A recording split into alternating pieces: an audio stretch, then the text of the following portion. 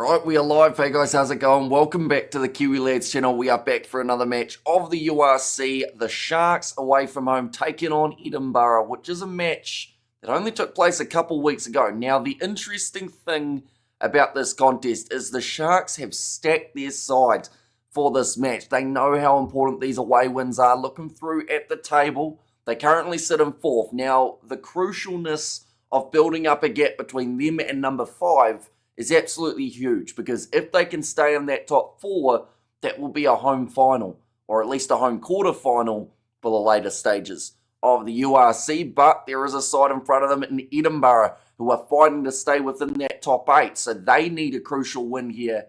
And if they won, they'd actually boost themselves right up to that number 5 spot. But looking through, first of all, at the starting lineup, they have got quite a few changes compared to what we saw in their last victory over the Bulls. Pierre Skillman, Ewan Ashman and Darcy Ray as the front row. Skinner and Gilchrist in the locking duo with Richie. Muncaster, who had a very strong little cameo, I guess you could say, a few weeks ago. Bradbury in the number 8 jersey. He was phenomenal in the last contest up against the Bulls.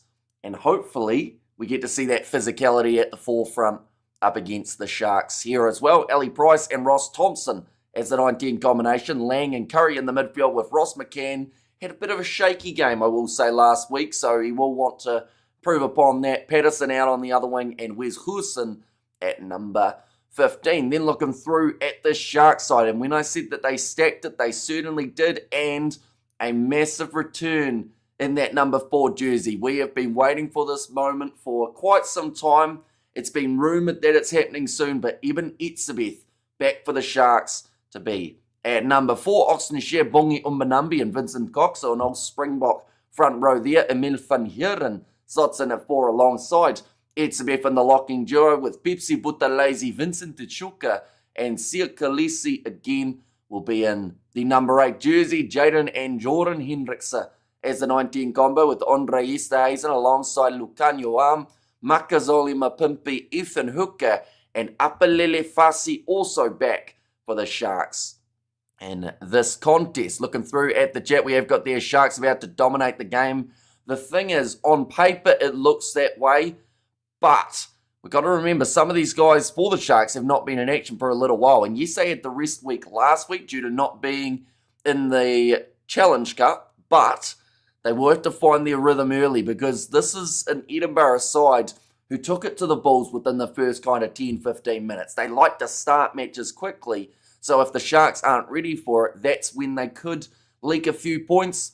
That Sharks lineup is stacked, says Sebastian. For real though, says Ghost Gaming, and greetings Hamish. I love to see you again. Same to you, Ruth, and good morning, Hamish. What super games are you covering today?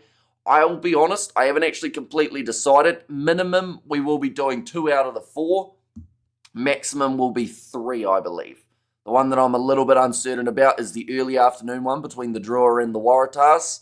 But the ones that I believe we're going to be doing guaranteed is Chiefs versus Highlanders. And then the Force versus Hurricanes looks pretty likely too at the moment. Plus a couple games of the URC throughout the night involving Stormers and Connacht. And then also Munster versus the Bulls. But yeah, we've got to wait to see how the voice is holding up at the end of this one, of course. But looking through at the benches for these sides, Edinburgh, they have got Dave Jerry, Boan Fenta and Williams in the number 19 jersey, Young and Douglas, alongside Shield, Scott and Mosisi Tuipulotu in that number 23 jersey for the Sharks. Still got some pretty handy players to make their way off the bench. Jason Jenkins in that number 19 jersey. Also Grant Williams there as 21, Sia Masuku, Lorenzo Julius. It's just a great side from start to finish, but the big question is still, can they put it together here? They know how crucial this game is. Of course, a couple more crucial games just around the corner for these two sides. Looking through at Edinburgh, they play Zebre next week. That is a game that is, of course, a must-win.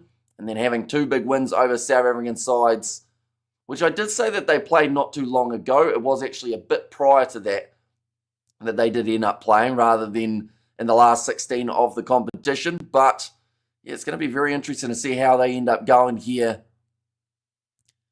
And I just, it seems like it's a game that's set up for a high-scoring one, but at the same time, both sides might be a little bit more defensive-minded. Of course, you want your bonus points. 4 or more tries is an absolutely huge bonus. But, there's just a chance they go a little bit safe, both teams, in that regard. Lyon, 34 points to 21, win over the Sharks. That was the last time they were in action, and that was on the 7th of April. Now, that's only 2 weeks, so it doesn't sound too bad, but it's been a little while for the Sharks since they got themselves a victory. It wasn't in April anyway. And they actually have a nice cruising month, you could also say. Next week up against Ulster, away from home. They'll slowly work their way back towards South Africa for those playoff games. We have got the Hours Everybody's Day. And also we have got the Hi Hamish from Virginia, Free State and South Africa, says Hans. And Rugby Rockers tuning in. And aliens, hit that like button, please, and subscribe, says Roots. So anyone who hasn't already, be sure to leave a like and subscribe. On paper, yes. In a real world, the Sharks side going to beat Leinster C team at home, says Pie Man. Well, that's the thing. That was the situation with the Sharks last year. They had all the talent in the world, but didn't end up with the results. This year, they've got all the talent in the world, but they're actually winning a few games. They're sitting 4th at the moment, which is about as good as you could be sitting, other than, of course, the top 3, but that's normally reserved for Leinster, Glasgow, and the Bulls. There's 3 sides that wear the blue for the matches, but, at the end of the day, they are sitting about as high as I think that they would be expecting at this stage of the comp, and they just need a good finish here. And Grant must go to the wing. Speed is just too fast, says Wolfie. So my question would be, is that for Mapimpi or Ethan Hooker? I would assume for Ethan Hooker, but do let me know who you would take out for Grant Williams. Edinburgh have been good lately, but I fancy Sharks to have their head straight tonight. Well, there will be an extra bit of focus and determination here for the Sharks because, like I said, this is for their spot at home. The big difference, if you're playing, let's say Edinburgh win this game, they win next week, they move above the Sharks, then Edinburgh versus the Sharks in the quarterfinals would look very different if it's taken place in Scotland rather than taking place in South Africa. No Hooker stays on, so you're replacing Makazole Mapimpi with Grant Williams, or you're just saying Williams in the later stages to come on. On the wing, Blues are having a terrible season.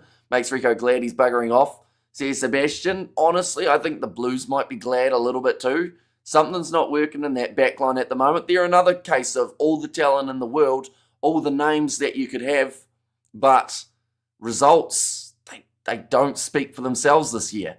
Looking at all the big name players from the Springboks and the massive numbers of injuries, do you think the longest South African season for South Africa is catching up on the bodies?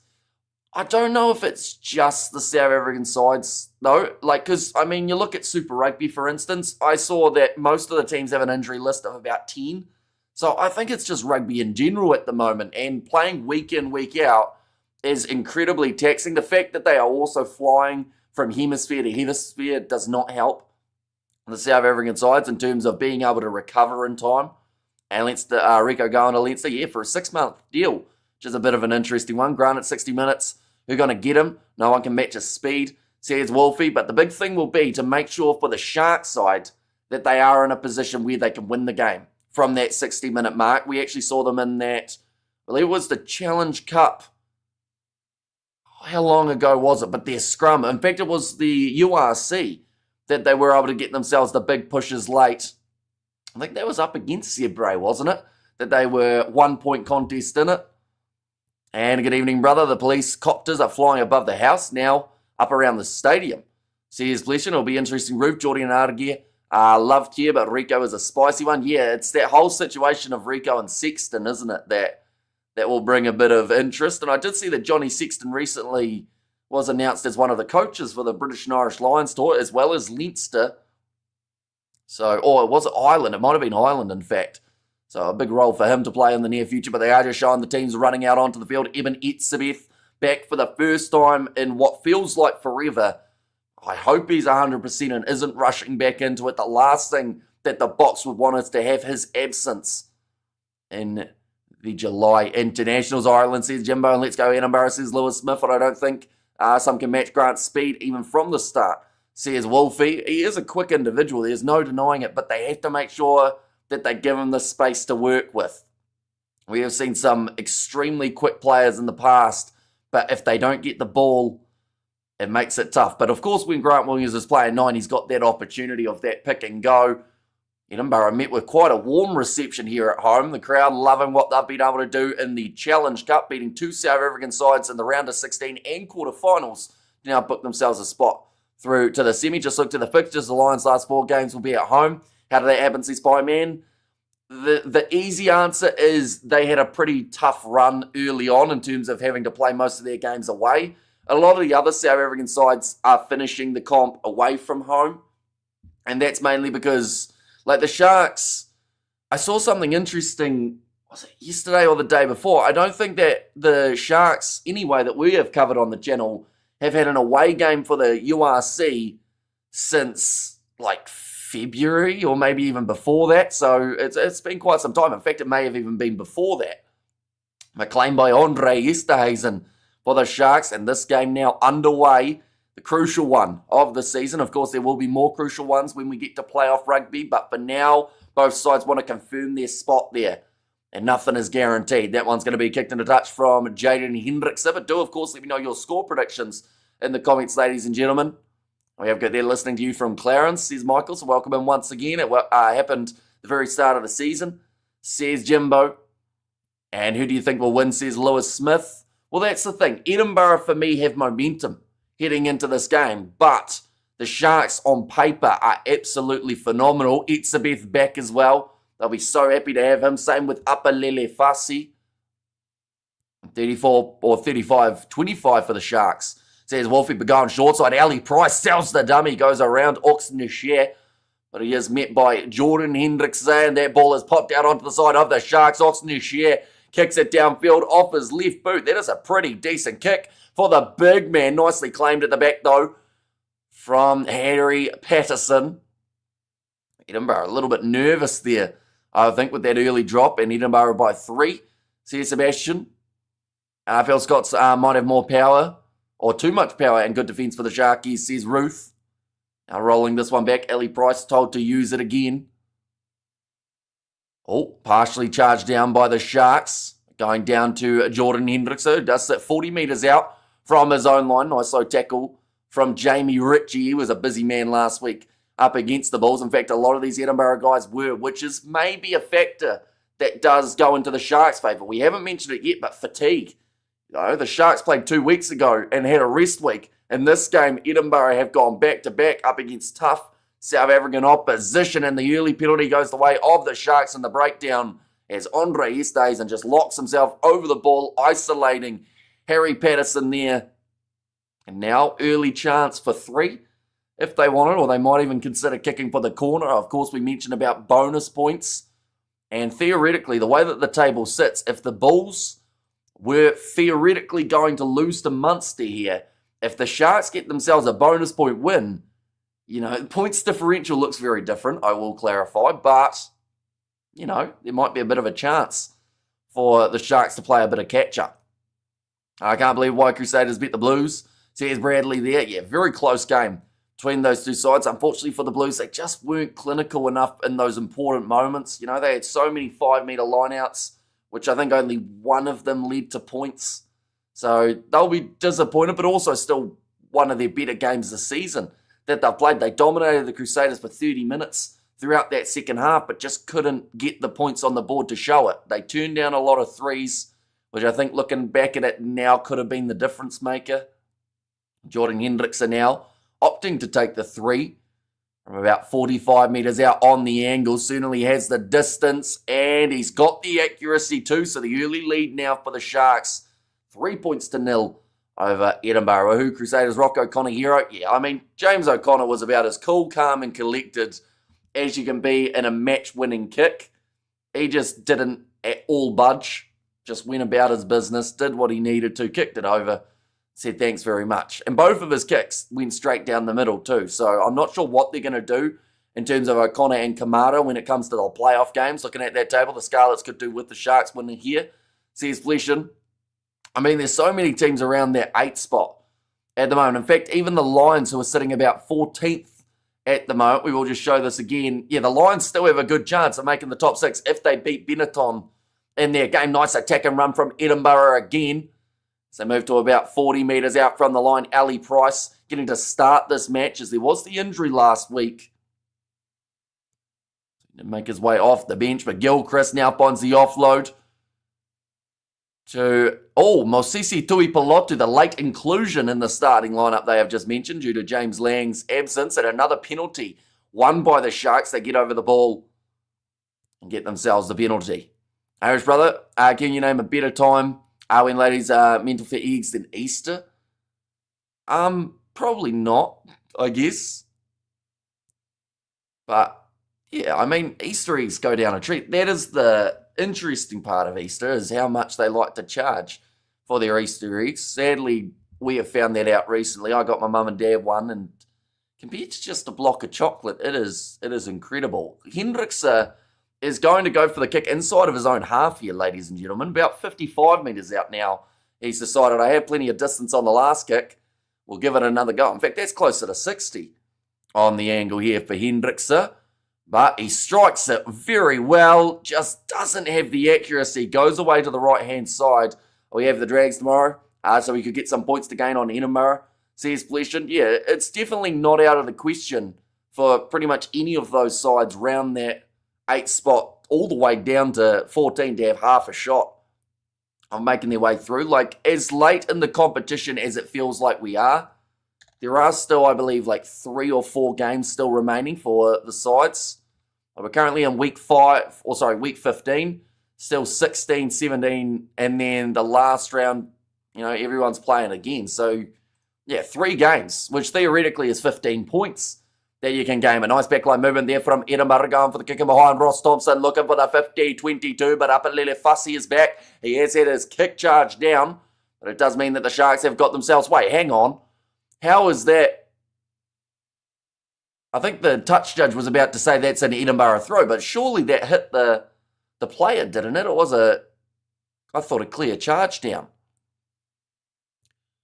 But it's still going to be an Edinburgh throw, so maybe he just shanked it. But that looked like a stock standard charge, if I'm being honest. And Sharks have been in the Bulls many times past few years. Big favourites here. That one's going to be loose, and that's going to be knocked on by Edinburgh, which means the Sharks do get themselves a scrum. 7 minutes in, we will get to see the first scrum of the contest. This is where the Sharks were really able to dismantle Zebre in their close fixture a little while ago. Ewan Ashman, I think it was. No, in fact, it would have been Ben Muncaster tried to jump forward to drop the ball. And come on, let's go have some tries, guys. Edinburgh on top, Sharks suck, says Lewis Smith, and excellent energy from the Sharks forcing Edinburgh. Yeah, just putting that early pressure on, which is what they need to do. At the end of the day, Edinburgh have played 2 very taxing games in a row. This will be the 3rd. So they are due a break, and they haven't been able to get one. Also, URC-wise, they had their game up against the Dragons, 38 points to 5. So they've been on quite a winning streak at the moment. They were beaten by Benetton on the 23rd of March. I believe that was their last loss. So it's been almost a month for Edinburgh.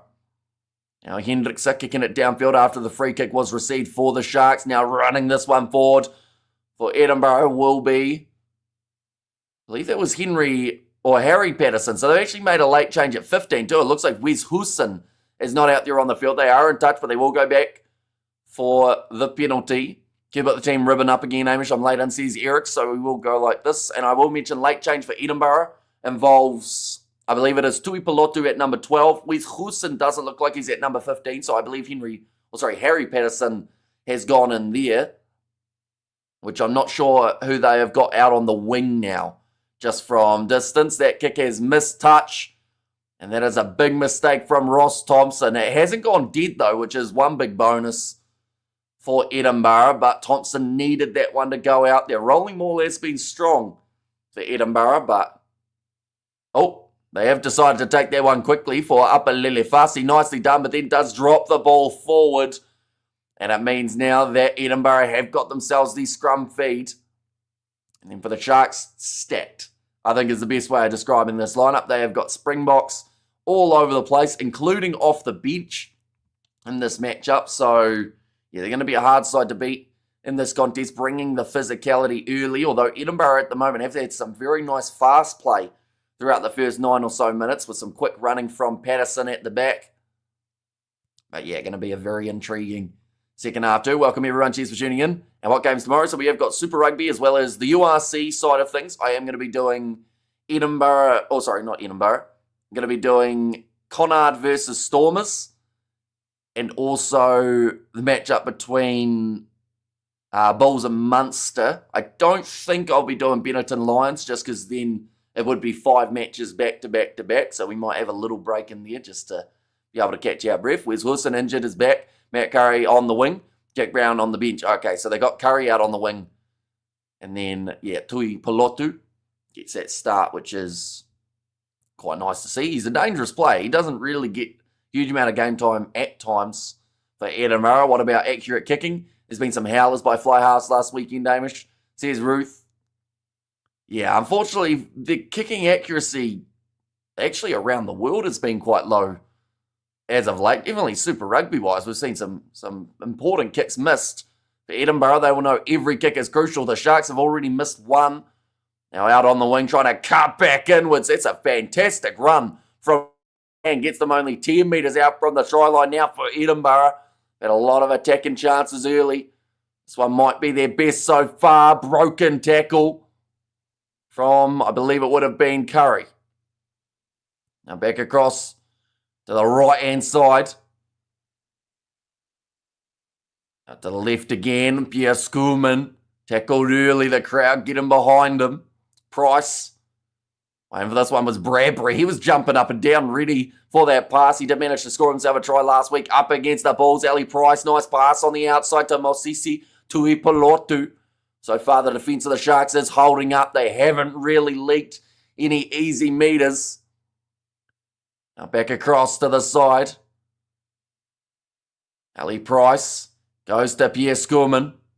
That is a good tackle made by Emil van Heeren. Now looking to shift this one, or at least it looked like it. Oh, beautiful flick pass from Jamie Ritchie. Quick hands towards the corner. And he jumps now. He jumps over the tackle attempt, which normally they say you're not allowed to do. I think he's ended up with a microphone up his backside too as he slid past the dead ball area. He might have hurt himself in the process of diving here. And the fact that he has dove from the in-goal area pretty much, or just before it, and he's gone dead, tells you how slippery it is out there on the park. But that did not look good for the finish. That should be illegal, says Jimbo. Yeah, jumps over. Well, that's the thing. He does jump, but he doesn't get a huge amount of height. Which is, yeah, but he gets enough. See, they're all happy with it, but, you know, I don't get that rule. If you want to swim past the tackle, so be it, says Sebastian. Yeah, it's an interesting one, and I think it's one of those laws that can be interpreted in different ways. Normally, the main reason they don't allow you to jump into a tackler is because of the fact that if you do and he's in front of you, you can knee him in the head, or you can make some ugly contact or milk a penalty. In that case, because he's coming from the side, I think they say it's all right. Though they're describing it as over Van Heeren. So, yeah, it's a weird law that sometimes, depending on the ref, depends on what we see. But we've seen tries like that ruled out before. But it was a good finish. He needed the jump because or else he would have been smashed by the big South African lock. Score now sits 5-3 after the missed kick, and that is out on the full from the Sharks. Just getting a little bit too much on that one for Jordan Hendrickse. They're jumping over can lead to a serious head or face injury. So yeah, when the guy's in front, they definitely do penalise it a lot more than when there's a guy to the side. Darcy Graham also injured, that is correct. Which is a bit of a concern. But, I mean, Harry Patterson's come out there and played very well for the first 13 minutes of this contest. Scrum opportunity on the halfway line here for Edinburgh. Ali Price. He's already looked pretty handy at the start of this contest, managing to find some gaps. Although, like I said, there has been some brilliant defence from the Sharks side that have not been leaking easy tries. Their points differential throughout the season is currently 2. Now, with where they are sitting on the table, a lot of other sides have much higher points differential, but I think it's come down to those close games for the Sharks. They haven't had too many runaway ones, but they also haven't had too many where they've been beaten badly. They've all kind of evened out quite nicely, which will be a slight concern as well, I will just mention, in terms of the table, because, well, it's not, oh, that's beautifully done. Ross McCann down the wing, ankle tapped by Oxnashire. That was almost a try opportunity. Round the side with the pick and go there for Edinburgh again. Now Ali Price finding the man that he's after, 2 metres out from the try line. That attack came out of absolutely nowhere. Sam Skinner's dropped the ball. It looks like there might have been a knock on, was there? Okay, it's knocked on by the Sharks on the floor, so that'll be a 5 metre scrum now. But yeah, in terms of points differential, Edinburgh, as well as, at the moment, Scarlets, they are the two sides that could hurt the Sharks later on when it comes to that home final situation, because it will come down to, I believe it's first of all wins, though, and then points differential comes into it? Or is it differential then wins? I know that last year the Lions were really unfortunate when it came to just missing out due to the differential between them and the Ospreys, as the Ospreys got that extra bonus point at the last contest. What a top tap tackle. Yeah, very important from Oxnashire to be able to make that one. And for a big man, he just makes it look so easy. Like, that man was flying down the wing. Ross McCann is not slow. And Oxnashire went, oh yeah, I might be a prop, but ankle tap got him down. And it was crucial. But the big thing will be here, the Sharks cannot afford to concede now. Scottish look hungry, Sharks need more teeth, says Ruth. Now just a team huddle at the moment for the Sharks, as well as Edinburgh, both sides just catching their breath after the quick pace start to this contest that we've had come on the Sharks, says Jamie Hall. Right, the water has now been called off. Onyomanami just getting that one last drink, ready to go for the scrum here, alongside Oxnashire and Vincent Cock. Even Etzebeth, I haven't actually seen him with ball in hand yet. I believe he's made a couple tackles. Darcy Graham is not injured. He's getting rested, says Lewis Smith. So that is actually very good news for this Edinburgh side. Still remember that Scottish Six Nations game when Finn Russell absolutely clattered him.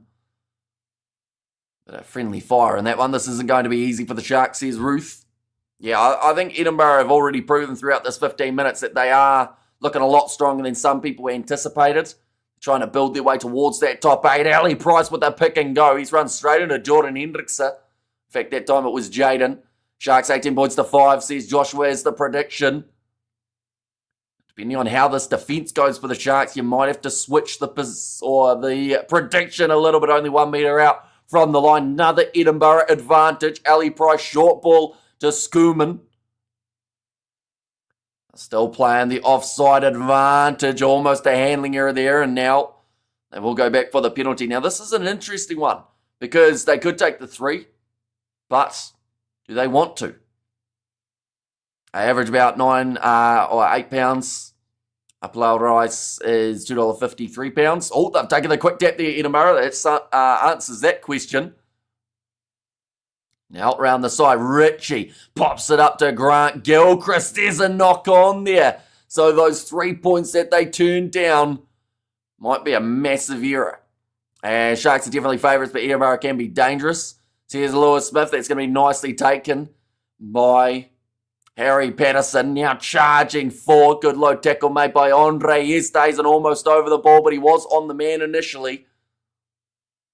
Ali Price goes off to Schoeman again. Around the side, Ewan Ashman. Oh, that looked like a side-on clean-out, but it must have been just within the gate. Schoeman again, busy. Start to the match for that man. 17 minutes into the contest and still just the 2 points in it. Between the sides, back on the halfway line, Ross Thompson tries the cross kick, and it sits up for the Edinburgh winger, but he was already in touch by the looks of it, so they will go back for the line out. We've got the Scottish taking the lead. They're smashing into the Sharks. See, here's Ruth. And I all in Hamish, there's Robert V. Welcome in, mate. Hope you're doing extremely well. Just running out of space on that far side. I think one of the ball girls might have almost gotten knocked over there. Oh, yeah, he got her pretty good there. Apalele Fasi pushes him into touch, and he does get her with the almost flying headbutt. It's probably very lucky that neither of them got injured in that scenario. The ball team looking like they're pretty tough over in Scotland, but yeah, could have been a terrible collision. We have got there, hi Hamish and friends, says Rhea. Now come in. And hi Hamish, is in late. How's Zetzbeth looking? Hardly seen him, if we're being honest. In terms of the first 20 minutes, I don't think he's had a run of the ball yet. Now, lineouts have looked pretty handy for the Sharks. But, yeah, other than that, we haven't really seen enough of him to know. But I do hope he's 100%. It's been a long time since we've seen him out there on the field. He got a good, says Lilia B. Now, Ali Price going to be going off to this left-hand side. Chance here to go for a 50-22 for Edinburgh. They saw the space, but covered well by Apalele Fasi, who was just inside of his 22 and is able to clear his lines. And Scots lass, tough as nails, says Jimbo. Oh, are they saying that's taken back? I don't necessarily think that's true for Apalele Fasi. I think that one needs to be checked, but Edinburgh are now going to have themselves the line out. Was it taken back? We're going to see a replay here. First initial reaction for me was inside.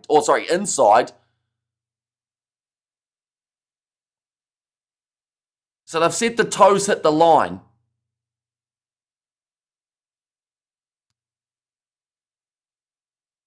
Right, they're actually going back up the field. I was going to say toe on the line is absolutely fine, as you see it often. That a guy who is taking a kick from inside of his 22 will put his foot on the line just as a bit of a reference point. So, yeah, they have reversed that decision, which is a very good call. No arms tackle on the ball girl. Rear card all day, says Pie Man. And also, no, he's good, says Jimbo.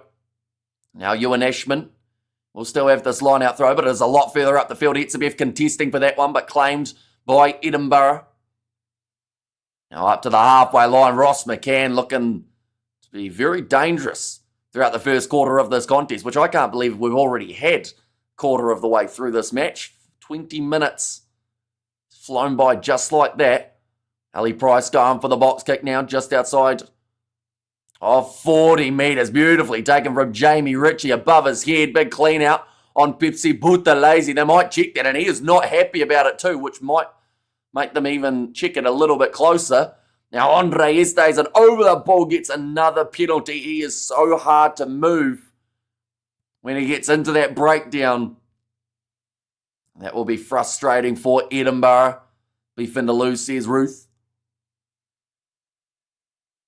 Just going to see the replay here of Jamie Ritchie going up and catching the ball above his head, winning the aerial battle over Ethan Hooker. Scotsmen are ready for this, says Ruth. Yeah, they've been looking strong, but the big thing will be they are only up by 2 points, and the Sharks now have an attacking chance, which could give them the lead, even if they were to take the 3 points. If they do win a penalty. We'll be about 22 metres out. Evening, everyone. How's this game so far? It's been fast-paced. Both sides have been trying to run each other off their feet. I have 2 bets. A Sharks to win and a Mapimpi to score a try. See us on the right. A line-out throw here for Bongi Umbanambi. They go into Emil van Heeren, dragged down straight away from Edinburgh. Now Umbanambi going to be leaving that one alone for Jaden Hendrickson to pass it across to Andre Esterhuizen. Such a hard man to stop when he gets his momentum. Hendrickson again goes off to Vincent Koch. Now Hendrickson up to Vincent Tichuka. Back to the right. Oxenishare, good shot on him. This is good play at the moment from the Sharks. Just getting some much-needed time inside of the opposition 22. Hendrickson again will shift it, but there's a knock-on on the ground. And that is a big mistake again from both of these sides. In fact, they have their fair share of knock-ons throughout the early stages. Currently 18 minutes still remaining on the clock for the first half. Sharks ruck not accurate enough, says Jimbo. It's been hectic, awesome action like Camish's commentary. Says Roof, and Andre is the Sharks' best feature. Absolutely. Like, he wins so many turnovers in those breakdowns already. I think this match he's had 2. And I don't think it will be the last one either. This sounds Like, we've got another stoppage here. Looks like there's just going to be a warning to both sides. Okay. Andrew Brace has pretty much said there's been a lot of instances, but just make sure that both sides let them go through their process. Sharks are not accurate enough, says Jimbo. Okay, Evan Etzbeth just asking the referee about something, and it looks like they are just going to make sure that it doesn't happen too often. Just seeing some of the action already throughout this contest. There's been some hard hits. How many 80-minute players do the Sharks have? Sia Neben, says Eric. Yes, someone like a Lukanyuam we haven't even seen yet, so you'd assume that he'll be pretty fresh in the later stages of the match. They've got a few other really strong players out there, though. Like, yes, the front row normally gets replaced. That is just stock standard for the Sharks as well as the box when you've got those three out there. But Vincent Tuchuka, he can play for 80 minutes and normally pretty effectively. Same with Pepsi Buthelezi. So the loose forward is probably where this game could be won by the Sharks if they can keep on making Edinburgh work. Morena Hamey, hi everyone, says Spider Mick, welcome in. Where does Edinburgh lie on the lock? At the moment, they are 8th. But the implications of this contest is if they win, they will go right up into more than likely they'll be in 5th. And then if the Edinburgh side were to lose here, like there's so many sides that could overtake them this weekend, all the way down to pretty much Connacht. So crucial game for Edinburgh, and they are playing like it is a crucial match. That is going to be a big push, but Bradbury shoves off Jaden Hendrickson. And hi everyone, have a link please. Unfortunately, it's very hard to find these games unless you're in New Zealand and you've got or at least if you've got a VPN to set yourself to New Zealand, they're on TVNZ+. Now being told to use it here for Ali Price, going to be rolling this one back. And boss, when you come into Europe, is that myself, Sebastian? Because if so, I haven't really got too many plans in the near future. I know that my sister did quite enjoy her time across Europe. I think she visited about 25 countries or something like that on her Tiki tour. But, yeah, I don't know. I don't know where I'd go as well. That's the tricky thing. There's so many locations across Europe. We've been considering a trip to South Africa for quite some time, but never really pulled the pin on it just yet. But yeah, we'll have to see how we go. But they are just showing Ali Price there with his box kick. South Africa is so dangerous, says Lewis Smith. I think it's like everywhere, though. It depends on where you go. And you just don't do the things that you're pretty much told not to do. And hey, RC, wonder where you were yesterday, says Spider Mick. Now, Bongi Umbanambi. Going to have another line-out throw here for the Sharks, just inside of the Edinburgh 40 metres, I believe that is. But we can have points to down and promise we can't keep to make, says Sebastian. How come they are not at Murrayfield? I'm not actually sure. I think Edinburgh prefer their home games at Hive just because of the slightly smaller location. But like they're right next to the Murrayfield Stadium, so it always looks a little bit weird playing on the smaller field next to it. But Jamie Ritchie wins the penalty there. And we have got there, let's go the Sharks, says Dominique, and also Sebastian, says Spider-Mick, and also Ritchie wrecking the line out. Yeah, he's been a handful, Jamie Ritchie, and he has been for the past few weeks as well. He's one of the big reasons that they were able to get the win over the Bulls last week. But yeah, just a little bit of disruption at line-out time, which then gave them enough time to be able to win that penalty. Now they'll sit about 22 metres out from the Sharks line with the line-out, Ewan Ashman. In fact, 40 metres out. Didn't get as much distance on that kick as I first anticipated. Nicely claimed by Gilchrist, who has been sacked. And now got attack and run from Ewan Ashman. Sitting 30 metres out from the line still with the penalty advantage. Schoolman. Now getting driven sideways. And Dialende versus Andre for the box 12, says for Reed. Well, that's the thing. Like, Andre Esterhuizen has been phenomenal at times throughout the season. So if you're basing it off form of the comps, you'd probably go with him. But I think experience in the jersey as well as that combination with Jesse Creel, they'll probably stick with Dialende, Creel, and then have Esterhuizen. And I don't know whether they'd go Lukanyuam as the other 13. Ross McCann's actually in a moon boot at the moment. That is a big concern, definitely because of the way that he was playing early on. And I'm just putting a decent tackle. And what's up, Hamish? How's it goes? Says Abel doing very well.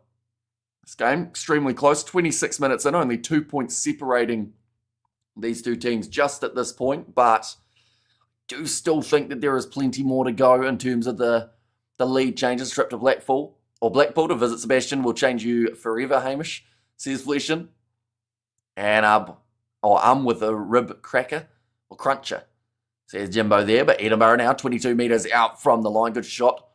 Oh, that was a loose carry, and that was almost a knock on there from Edinburgh. Andre Estes, and again getting into the breakdown, looking for the steal, but he has lost his foot from underneath him. Somebody better get a try soon, says Ruth. And that's the thing. The closer we go to halftime without a try, oh, that's a big shot from Umbanambi. Looks like he might have hurt himself in the process.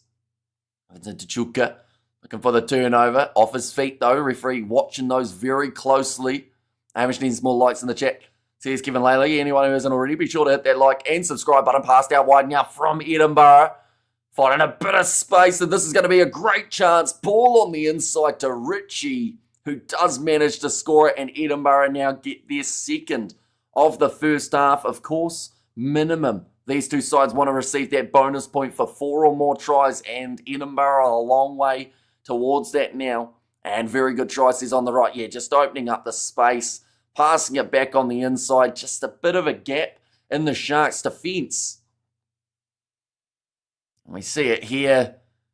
Just good pace shown down the wing from, I believe it would have been, was it Andrew Smith? Was out on that wing? I think it might not have been, but yeah, really good pace shown. And then Matt Curry, in fact, it was. And we have got there beautiful Scots again. I got me teams mixed up there. Andrew Smith, of course, at Munster. I think he's going to be playing later on, getting in, says Jamie. And when the rush defence leaves a couple of men open, yeah, it's a risky tactic, isn't it? Because every once in a while it pays off and you manage to get up quick enough. Now, that kick, I believe, has actually missed for Edinburgh. So the score is actually 10-3 rather than 12. But yeah, it's the price you pay. Sometimes you can shut it down, and other times it can leave you susceptible to a counter-attack. In the same squad, yes, Andre to start for Northern Hemisphere. Lucanio for the Southern Hemisphere, says Eric. Oh, so you're saying Estes in at 13 rather than at 12? Or are you mixing it up a little bit, going Dialende and Lucanio and then Andre and Jesse? In that case, nicely taken inside of the 22 now by Edinburgh. Looked to roll their way forward again. He tried to rush 15 metres. Bad call, says Jimbo. Now Ali Price back across to the right-hand side. Pierre Skurman tackled early. And now Price setting up for the box kick. But currently a good lead to have. 7 points, not the 9 that it does have there. Charged down by Eben Etzebeth, but slapped back onto the side of Edinburgh. They decide to go for the kick again down towards the halfway line. Nicely taken in the air by Apalele Fassi. Now Hendrickse going off to the right, finds Auxnichier. Were there any promising moments that I missed? Promising from the Sharks. They had a couple good attacking chances early on and some nice steals from Andre Esterhuizen in the breakdown, but haven't had anywhere near enough attacking opportunities. Was the mark called? Yes, it was. So Edinburgh now will be able to clear their line. South Africa teams about as crummy as in Super Rugby days. Says Revenge. So nothing new, says Revenge. At the end of the day, though, the Sharks side is still sitting 4th on the table. When you look at where they were last year at this same stage, they were in the bottom 3. So, you know, they're 7 points down at the moment, but they have also had 9 wins throughout the season. The Bulls are sitting with 10 wins. Stormers have been a bit shaky. They're sitting with 6 wins and 8 losses. Oh, right, the penalty actually going to go the way of Edinburgh here. Or sorry, free kick, in fact. The correction from Andrew Brace. And then the Lions, they're sitting 6 from 8 as well, but they're somehow down in 14th. Just shows you how important those bonus points can be. So they've received 5 less bonuses than the Stormers. That's an awkward bouncing one, but the Sharks now have got that ball just in their own half. Bussy kicks it out on the full. Big mistake from him. Ours even Etzebeth these days, still number 1 lock in the world. This is his first game back in a couple months, or in fact, it might even be longer than a couple months. He's had a couple moments at line-out time where he's almost been able to steal it. But other than that, we haven't seen him run the ball as of yet that I can think of. I'm pitching now. Not many, or many better than him. Creels, Hinko, also Julius, says Eric. One's going to be thrown in, nicely claimed by Grant Gilchrist, who looked like he was tackled in the air. So it is going to be another penalty advantage. And Fussy a bit rusty. Yeah, he's the same. He's been out since that game where we saw Andre Esteisen also get injured. And Esteisen's been back for a little while. Now going to the left-hand side, Thompson trying to get the pass away, but does get shut down behind Esteisen only because my sister is a Quins fan and got me his signature. Says Eric. And I think Sneyman is better. Says Jamie.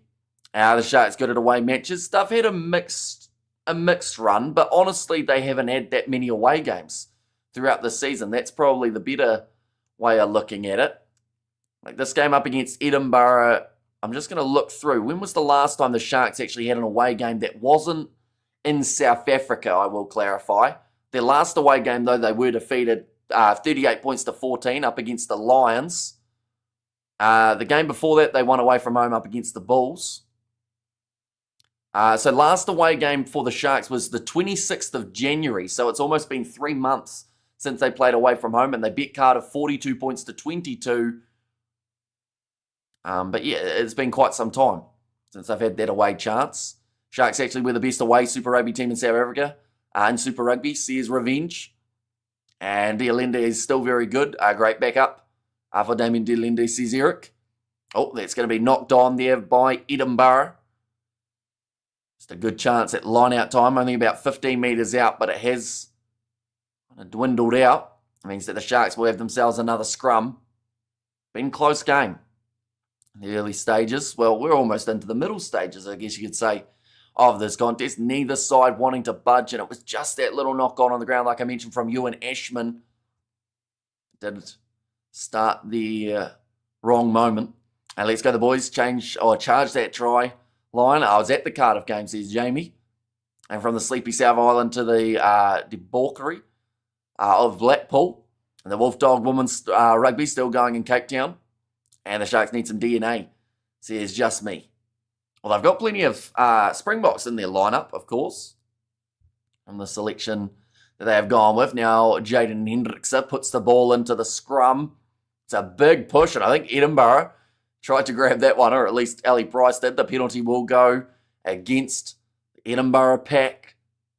Bulls have best URC overseas record currently, says Eric. Because I think they've lost more home games this year, haven't they, the Bulls, than some people would anticipate. I still remember that game up against the Sharks that just didn't seem like they had any momentum whatsoever.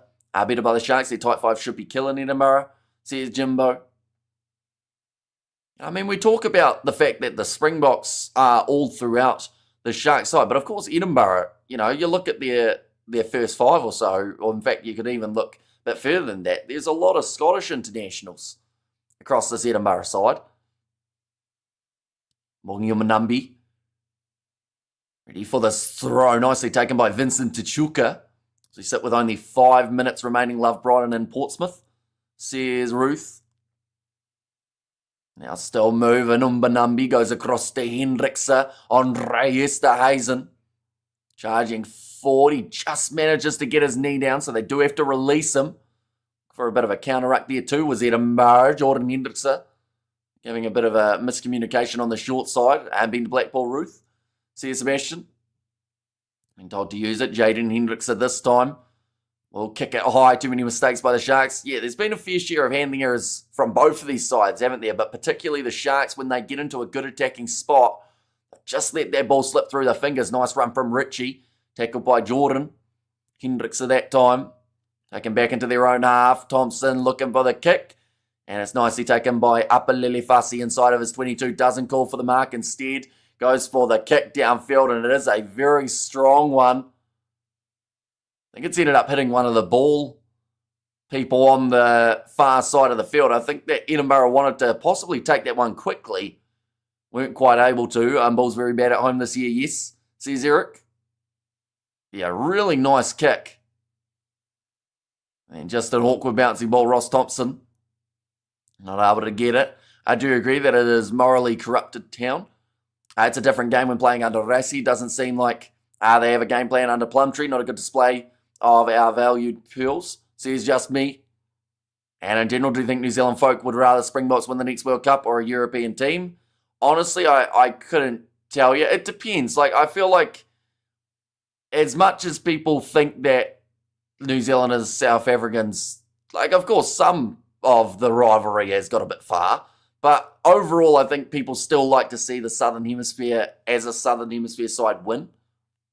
And, you know, the only side of it might be if some New Zealand fans are like, we don't want South Africa to win 3 in a row. But I think that would be the opinion of most locations, just because, you know, 3 in a row, that's 12 years, isn't it, of being dominant, well, at least 9 years anyway. So, yeah.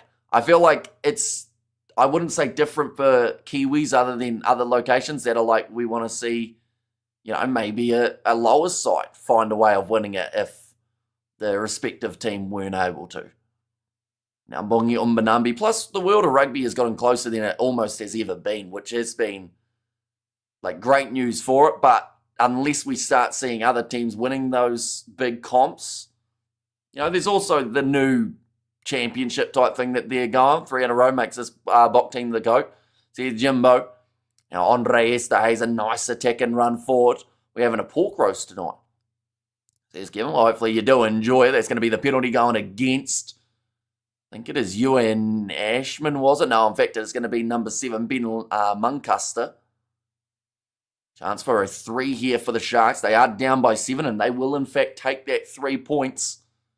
It's the first time that they've been down in Edinburgh's half in what feels like about 15 minutes. So you've got to take every possible point available. And it may have got worse, better/worse since Ruth visited, says Vleshan. Now 90 seconds remaining here in the first half. Aupiki, Aussies wonder what would happen. Well, we got to see it take place on Thursday night. Waratahs went head-to-head with the Blues. Blues won about 36-5. So it does seem like there is still a bit of a difference between the two comps. So I'm not sure if they'll go for the Super Rugby Women's comp too soon in the future, but could be a possibility. Down the line, Jordan Hendrickse strikes this one nice again. It does go over, so makes the score now 10 points to 6. A very competitive, close first half. Edinburgh have had the better moments. They have scored 2 tries. But the Sharks are hanging in there. And those missed conversions from Edinburgh could prove costly as well. I'd rather New Zealand win than France, England or Ireland, but Wales and maybe Scotland would be okay, says Revenge. But now Edinburgh, they were able to retain the kickoff, but then having the knock on pretty much straight after, giving the possession straight back to the Sharks. Now Jaden Hendrickse goes across to Jordan. Little kick him behind from Lucanio arm. Finds a bit of space, but it does go into the touch. 2000, I was very young indeed. See, Sebastian, the Sharks look strangely fragile here. Hamish was even younger. Yeah, I would have only been about a year old at that point. Now 1 minute left on the clock. Looks like Ross McCann in his moon boot is going to make his way down the tunnel. The Sharks very timid, says Roof. Yeah, we haven't seen that same aggressive nature that we would normally see from the Sharks side. That is anything but straight for Edinburgh's throw. So it does mean that the Sharks will have themselves now the scrum feed.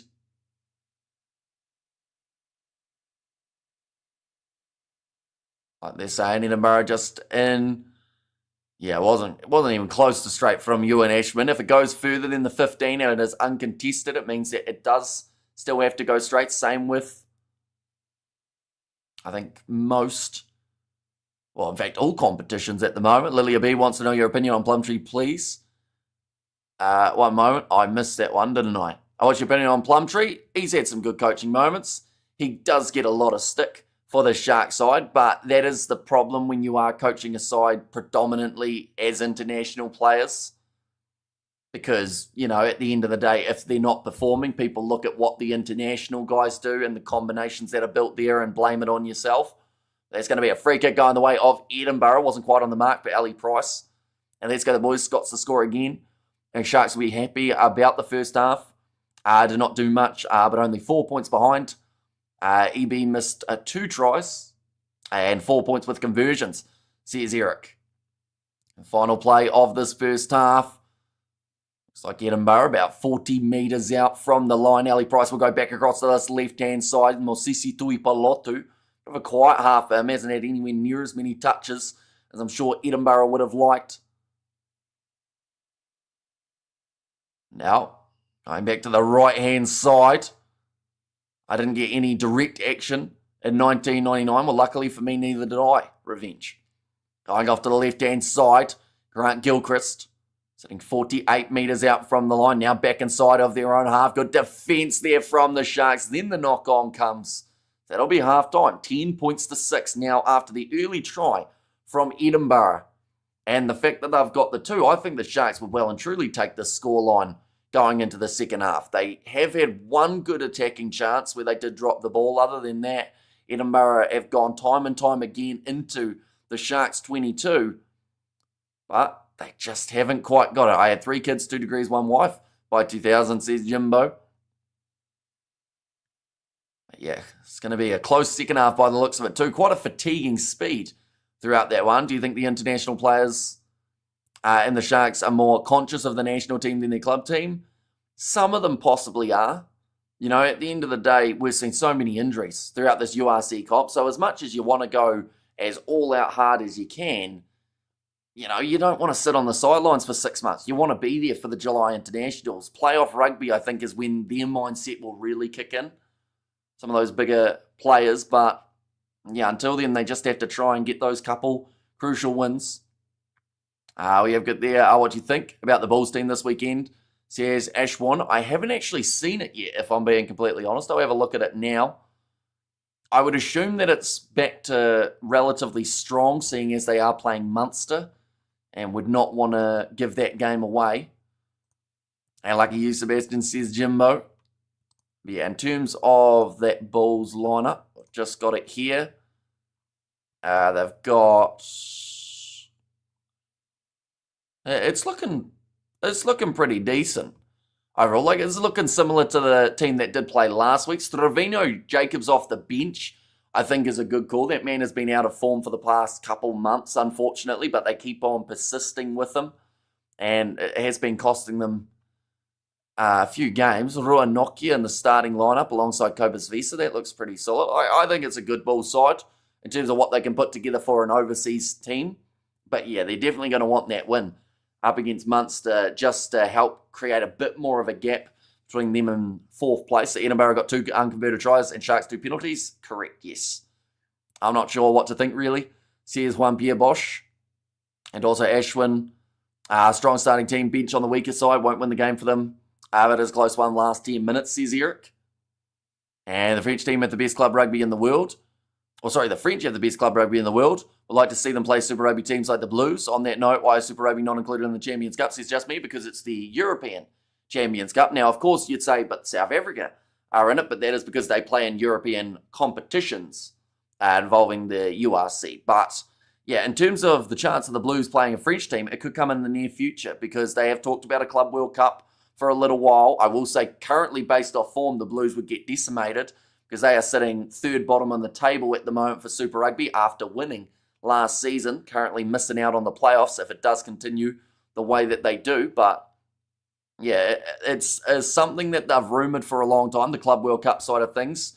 I think they're looking at about 2026, but it also is one of those ones that will come at a cost for international rugby because I believe the Club World Cup, they're looking at doing it during the international window, which means you'll miss out on about 3 or 4 internationals per team so that they can play club rugby.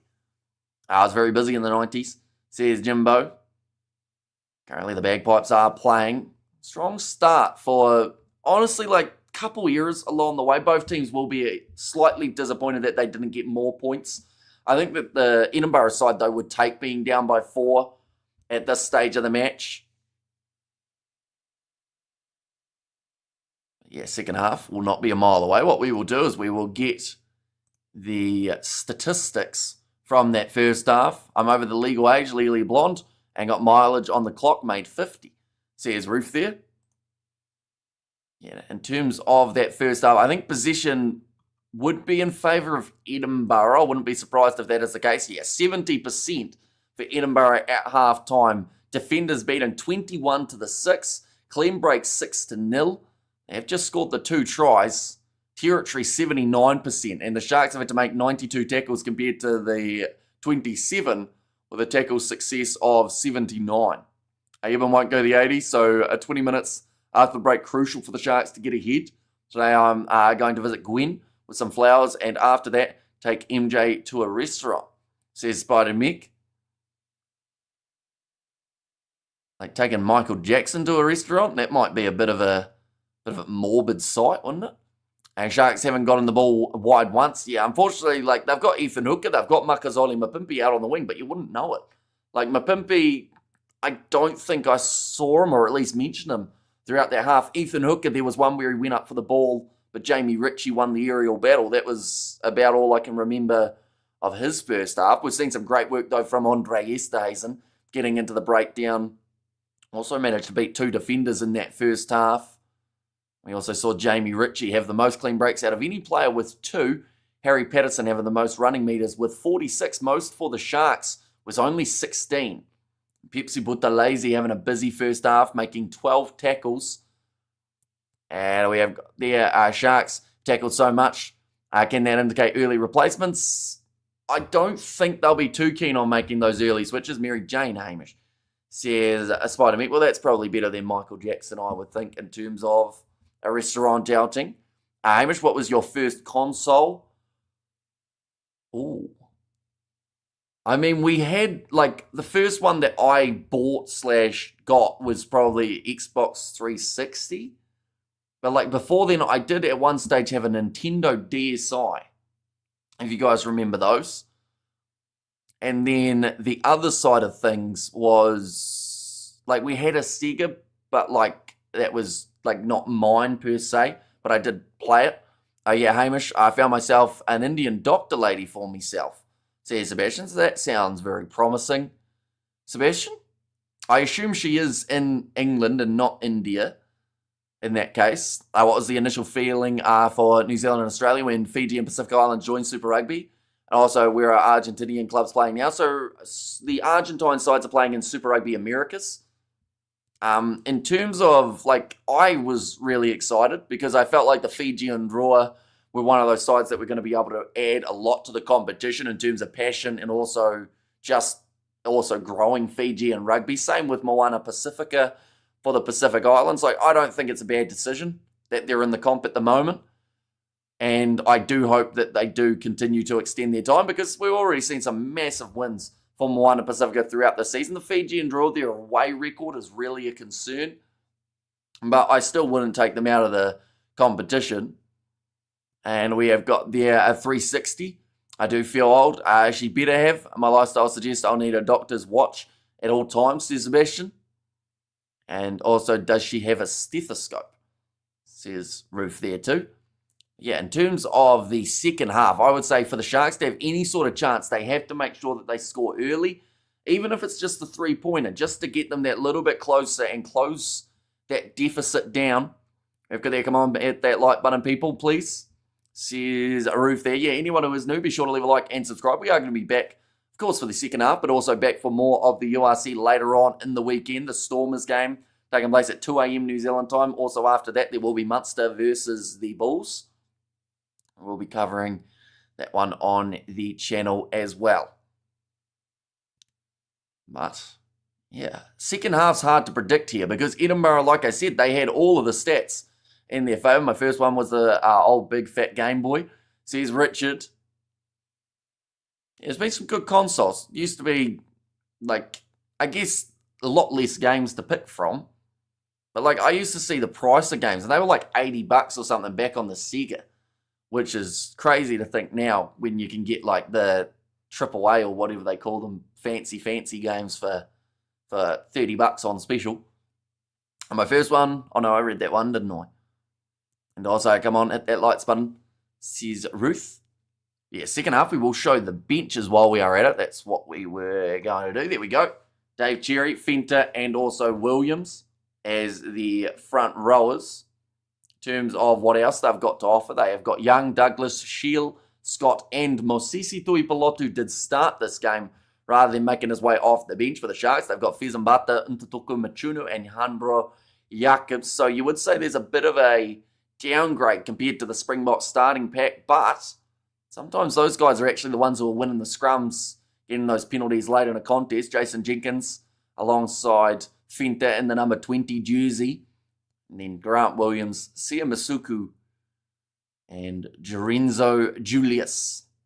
So still plenty to come for these two sides. In terms of what is coming up next, Zebre, they have got their game next week up against Edinburgh. That will be taking place at 6:35 a.m. on Sunday morning, New Zealand time. So I believe local, that might be 7:35 or 8:35 p.m.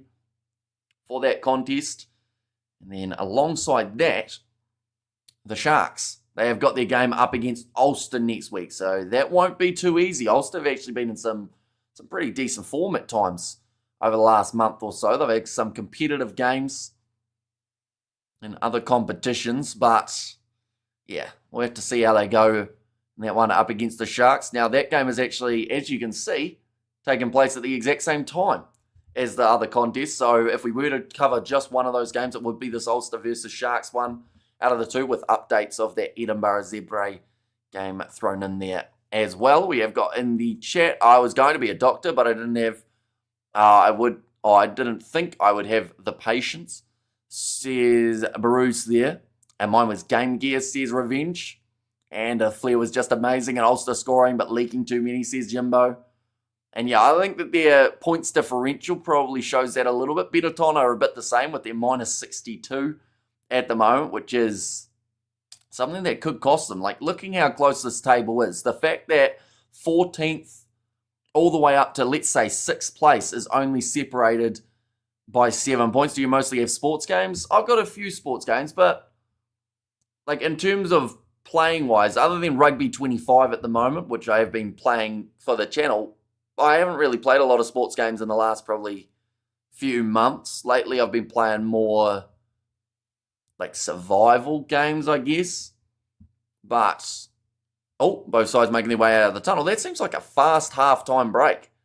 Maybe we just talked a lot, and that made it go quickly. But, yeah, like sports games-wise, normally cricket and FIFA are the two that, or sorry, EA are the ones that we go for.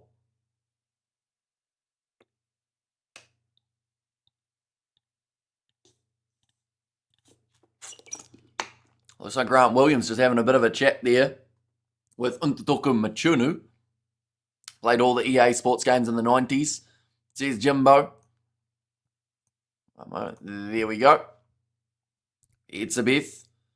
Ready for the second half. Has been very quiet, but that is kind of what you would expect for a guy who's just come back from an injury. It did seem quite fast. Says Lilia B. Second half. Sharks will be kicking off from right to left. Will be Jordan Hendrickson to get us underway. Now, if the second half flies by as quickly as the second half did, or sorry, the first half did, we're in for quite a treat. Hamish, also young stallion, got many years of fun ahead. I don't know about that. I'm starting to get a bit, like, older, I would say. Starting to age. Like I wouldn't say a fine wine. I'd say more like an expired beverage of some sort, but we'll see. Currently inside of the 22 here for Edinburgh at the start of the second half. I'm slightly disappointed. I imagine you're only playing sports games like my one jock friend, says Revenge. No, I like to mix it up a little bit. Like, you go through patches where you'll just play, like, I don't know, you'd spend a while, me and Dad would play a bit of cricket, and then you go to maybe a bit of football. But now we've got our survival world that we've been going on for a while. And thanks, Ruth says Spider-Mick. Now Bongi Umbanumbi ready to throw this ball in. Nicely taken by Eben Itzebeth. Aiden Hendrickson goes across to Makazoli Mapipi. That's one of his first carries, and he gets driven backwards for his troubles. 40 metres out from the line at the moment here for the Sharks, but once again, they just have to find a way of getting points early in the second half. Can Scott score 2 tries in the second half? They're like good cheese full of flavour, says Ruth. I think that the Edinburgh side would be disappointed if they didn't get 2 tries in this one. Like, they've been good, and they've had so many stats in their favour, but they just need that clinical finish 2 more times. That's all they need. The Sharks, though, they will be looking, of course, for the win here. Away from home would be a massive one to get. Beautiful run from Lucanio and sets up the try. The Sharks score within 2 minutes. And just like that, they've taken the lead in this contest. And that has been met by silence from the crowds by the sound of it. And I need to keep trying, says Reuben. Geez, I've joined and are horrified to see that a side with 12 points or 12 box is 10-6 down. Although now they are 11-10 up. So you might have been their lucky charm, Daryl. A great break from Lucanio just goes through. Has Farsi with the support run. And first try of the second half, plus the first try for the Sharks in this contest. And it's just a great run from Lucanio. Sold the dummy beautifully, which I think lured in about 3 Edinburgh players. And congrats, right time Sharks come back. Says Ruth in there as well. Now Jordan Hendrickson to line up this kick. Looks like Apalele Fassi just getting a little bit of attention now for an injury, but that kick has gone over. And that is going to make the score 13 points to 10. Bloody hope so, says Daryl. And Shark Strikes using their chances, says Eric. And yeah, already more clinical in the first 2 minutes of the second half than they were throughout the whole first half. So that is, I mean, it's a good sign. They're going to be going in the right direction by the looks of it. Looks like at the moment, Apalele Fassi is down on the halfway line. Edinburgh will not be able to kick this one off as of yet. Farsi just getting all strapped up here. Could get that try himself, Emmy. But altruistic. And also we have got the let's go the Sharks, says Lily, and Shark Strikes. Says Eric there too. Right, Farsi has now got his feet all sorted out about time from a Scarlet's point of view. Says Fleshin. Now we have a match, says Eric. Right, Ross Thompson. He also, I mean, he had some good moments in terms of his passing, but a couple rough kicks in that first half. Nicely taken by the Sharks with a Milfanieren. I suppose survival games based on those reality shows like Survivor. It's kind of like a sport, says Revenge. And playing with intent now, says Lilia B. Now rolling this one back. And Jaden Hendrickson will send it high, but a good start to the second half for the Sharks team. A battle on the halfway line, bounces back to Edinburgh, who'll go for their kick in behind.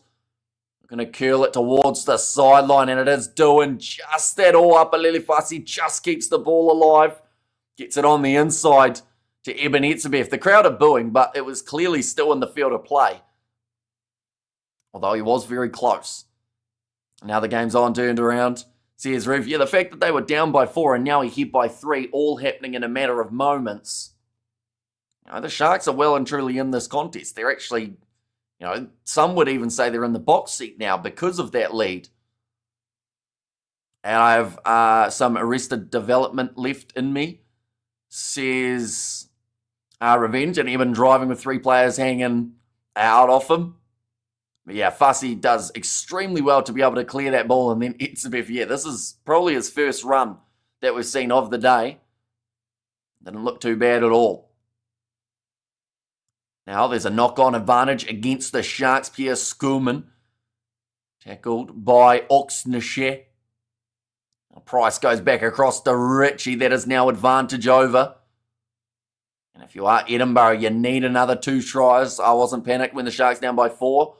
I felt like property moving when Schoolman collided with Ox. Now nice work, ball on the inside, moving up to 22 metres out for Harry Patterson. And almost the chance in the breakdown for the Sharks to get another steal. Offloaded back across. Ali Price goes to Schoolman, who offloads to Gilchrist. Backline movement here. Mosisi Tuipalotu shut down, now offloads up to Gilchrist. They seem to want to keep this ball alive here, Edinburgh. Try and wear the Sharks out. Now Price, once again, will go off to the right-hand side. Thompson with the inside ball. It was flat to Mosisi Tuipulotu. They've lost a bit of ground here. The home side. And Sharkies finally finding momentum. It seems that way. They've started the second half with a lot more intent, I think, and that's going to be kicked in behind from Edinburgh. This one won't find the touchline. Apalele Fasi. That is a crucial error there from an experienced 15, or at least experienced in the URC. And now 5 metres out from the line. Edinburgh have got the ball. There was a knock on. And in fact, it's going to be the penalty, double blow of the whistle, and a yellow card for the Sharks now. Now that all came, and Bongion Manambi just hit Schoolman in the chin as well after a bit of push and shove. But the reason that happened was because Apalele Fasi tried to pick up the ball. It slipped through his fingertips and gave Edinburgh a 5-metre attacking chance. Now, Hendricks is asking for them to go upstairs to check this. Schoolman might have made a really bad decision here if he's going to have it reversed. The referee was just about to give a yellow card, and maybe Umbanambi knew that too. But now, I think players are about to be called over to the ref, and also they will be checking this to see whether or not it is cynical. And go Sharks try, says Madigan. And also super line speed by the Sharks. And go boys, says B26. And random, will the Ask keep a base on mainland or fly over for the Ulster game? No idea, to be honest. Right, 13 is offside, so Lukanyo will now make his way from the field for the next 10 minutes. So him and Apalele Fasi, they worked together recently. Fasi's on the halfway line yelling at the touch judge by the looks of that, was it? Oh no, it might have been Fezambata, in fact. He was just trying to get confirmation of whether he can make his way onto the field. There is too much pressure on the Sharks. They need to do better under pressure. Oh, they're showing Ibanetsbeth with the yellow card, but it was in fact Lukanyo to make his way from the field. Now Edinburgh decide to take the quick tap now. They've got the man advantage for the next 10 minutes. Plumtree also deciding to take Umbanambi off. And there is another advantage for the home side that is due to the Sharks rushing up offside. 4 metres from the try line here. Now it's still under advantage. They're having to work very hard to get through here though. Edinburgh maybe a little bit harder than they would have liked. There's going to be another advantage for offside, and they'll go back now for another. Oh, okay. Etsebev just decided to kick it off again. And now it's all kicked off right. I think there's probably going to be either just a very stern warning or players are going to the bin here, because this game has completely lost control. So pretty much it was the penalty going in favour of Edinburgh. Etzebeth and Skinner were holding on to each other. And then from there, they're still push and shove all around the ground at the moment. Andrew Brace blowing his whistle. I think he has to, I know it's not what people would want to see, but I think he actually has to sin bin 2 people here for the sake of saying we're not going to have this push and shove for the rest of the contest, because or else they will. They've had 2 moments in the last 2 minutes. How wonderful is it that you have such a varied international audience, to have hundreds of viewers from both Pacific and European contests, or countries, I believe that it might have been. But yeah, it is absolutely awesome. So yeah, Etzebeth and Skinner getting into it. Then Etzebeth gets him on the ground, holds him down. So yeah, we're about to see how well Andrew Brace is going to be able to control this game. Both forced to the bin. Yeah, I yes, they'd say, or a lot of people would say, it's just a bit of push and shove, nothing wrong with it. But for Andrew Brace here, if he wants to control this game, he has to make a big decision. And whether or not that's saying anyone who kicks it off from now on is going to the bin. But it looks like they are going to be going upstairs for this. Sin bin to the captains. Right, we're seeing it now. So Etzebeth picks the ball up. Skinner goes for the ball. Grabs him by the shirt. Then Etzebeth rips him to the ground. And then mounts him. So from the sounds of this, I think Etzebeth might find himself in the sin bin here. Yeah. They're just confirming the number for Edinburgh is getting called over too. Right, we're about to hear. Okay, what's happened there is completely unacceptable. Oh, okay. I thought for a second he was just going to yellow card Sam Skinner, but he has yellow carded Etzebeth as well, who has actually done what to be sent to the bin. Farsi, what did he do wrong? He did nothing other than drop the ball, and then Lukanyuan was offside. Oh, they're still chatting as they make their way from the field. They're going shoulder to shoulder, and a push from Etzebeth afterwards as well, while they're making their way to the bin. That is not a good look for the Springboks veteran. But I think that what happened there was Skinner was walking in front, and I'm not good at lip reading, but I think Etzebeth said, "Hey, effer," and then that's when Skinner turned around as they were making their way to the bin. So I think there was a bit of push and shove, a bit of afters, and Edinburgh score. So the temper of the Sharks has let them down there, and the temperament of Edinburgh gets them the try. Evans lost it, says Jumbo, and Evan gives 0 Fs. And so I'm gone to the sin bin. He has, and so is Eben Etzebeth, and so is Sam Skinner. So there's 3 men off the field at the moment. Eben coming back and getting a yellow card. That's like Eben of him, says Sebastian. He's innocent, shouldn't bin, says Spider Meek. I mean, he did rip a guy to the ground after the referee had just warned about a bit of push and shove off the ball, and he said anyone who does it again is going to the bin, to which he decided to do it again. Skinner must now be on the Lions tour, says Eric. That's going to make the try with the conversion. Score now sits 17 points to 13. And that's just nicely done by Ewan Ashman to be able to finish it. Lukanyuam and Eben Etzebeth, between them, they've got a huge amount of caps. And amazing, Eben and Skinner. What a circus, Amish, says Ruth. And giving Lippin an unnecessary push does not look good. Someone tell this to Eben. Optics matter, says on the right. And they were both previously warned. Yeah, it wouldn't be so bad if it was the first scuffle, but just as there was like a bit of push and shove just beforehand, Brace is not the best. He's not a box South African fan. Even is behaving like a 2-year-old. He should know better, says Liv B. Yeah, so currently we're in a 14-on-13 situation in this contest. That will be the penalty to the Sharks. Grant Gilchrist going straight in off his feet over the breakdown. And I hope not one of the Sharks get picked for the box, says Johannes. So sealing off the penalty going against Edinburgh here. Even as a modern-day Bucky's Botta, says just me. And come on, he's a lovely soft pussycat. He's just fooling around, says Sebastian. Oh, sorry, says Spider. It sounds exciting, says Revenge. It looks like once again the Sharks are going to opt for the 3 points. We have got there. Have you been called a effer whilst being mad? I would do a poo-poo in my pants, says Sebastian. Definitely when he's calling you from behind as you're walking off the field. I mean, we've seen in the old school days, that used to be they'd grab each other's collars and have another go as they made their way to the bin. But nowadays, you're not allowed to do that. That gets you in a bit of trouble. But almost 10 minutes has passed throughout the second half, and what an eventful one it has been. We have seen 3 yellow cards, 2 tries.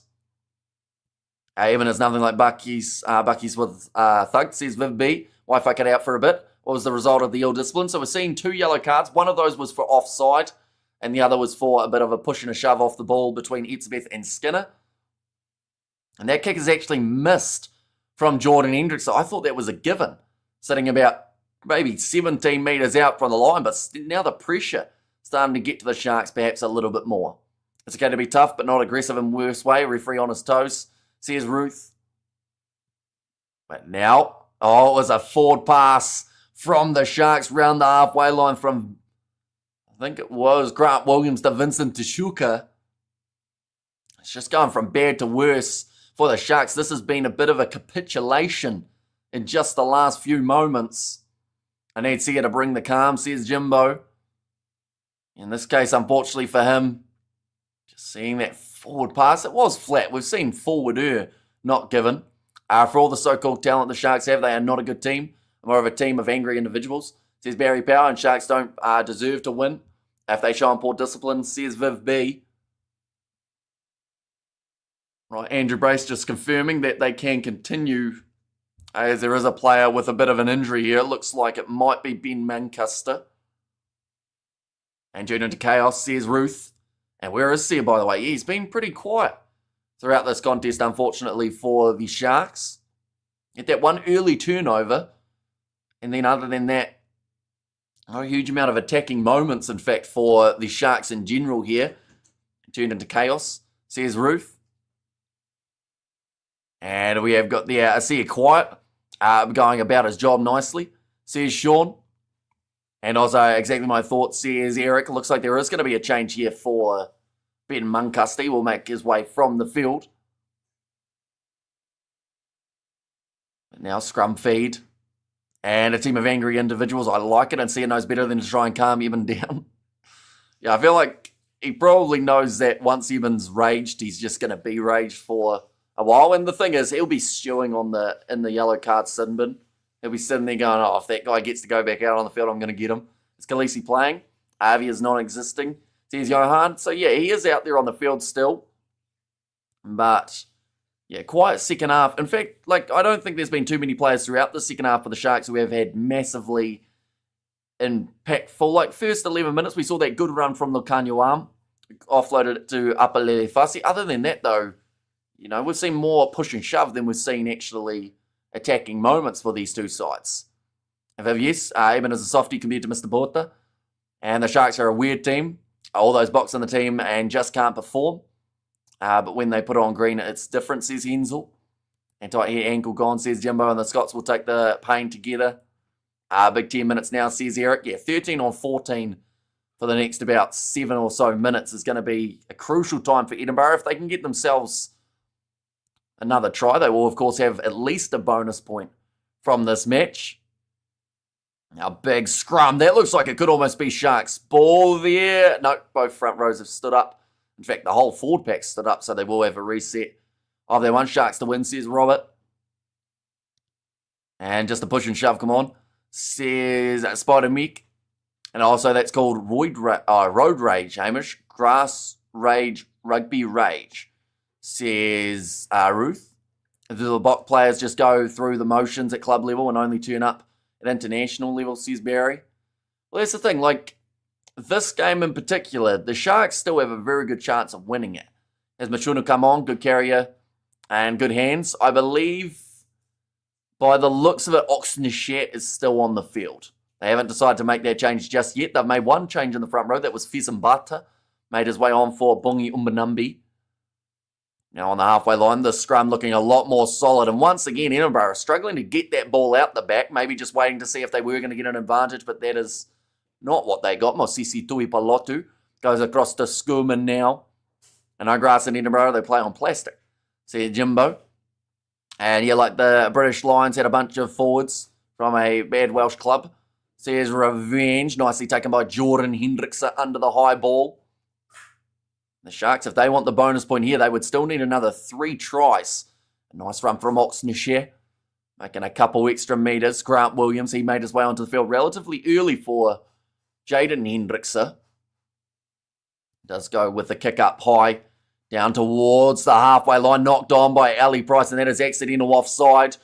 In fact, they're not even going to say it's accidental, they're saying it's on purpose from Jamie Ritchie. So the penalty does go the way of the Sharks now. And my stepbrother mentioned that Talia may play for South Africa, as his father is South African. Any truth to this? I mean, he would be eligible in a few years, but he's going to Japan first. So it probably depends on whether or not he can get back into the ABs after his trip overseas. South African players seem to only give 120% when they play for the Box, says Hensel. And that's the thing. We've seen so many injuries throughout the URC already. So if you are an international guy,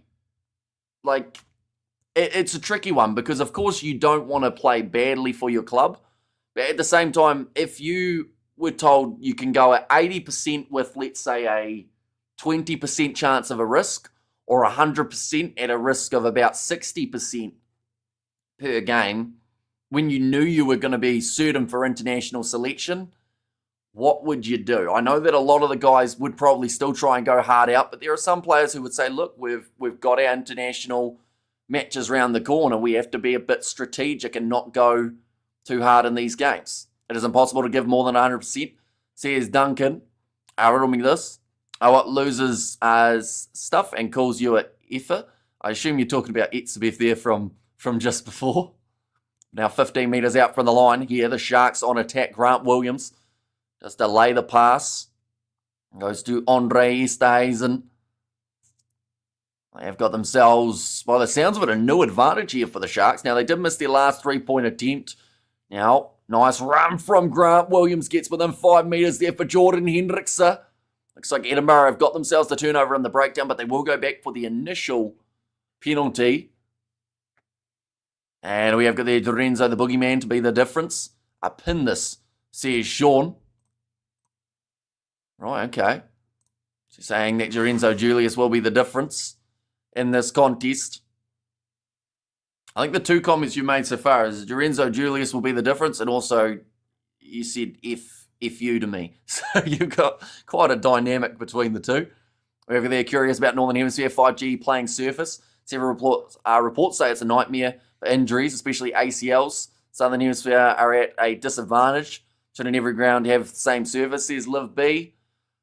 I mean, ideally you'd want it to be the case, although I guess it's similar to golf in a way. Or not golf, sorry, tennis, how you got clay courts and you got, you know, the different types of surfaces that you can play on there. But, yeah, I guess it's a bit different in regards of for rugby players. Like, I haven't heard too many say they enjoy the 4G turf. And maybe that's why Edinburgh quite enjoy this ground, because they play pretty decently on this kind of surface. And, you know, if you've been playing on it week in, week out, it does give you a substantial advantage.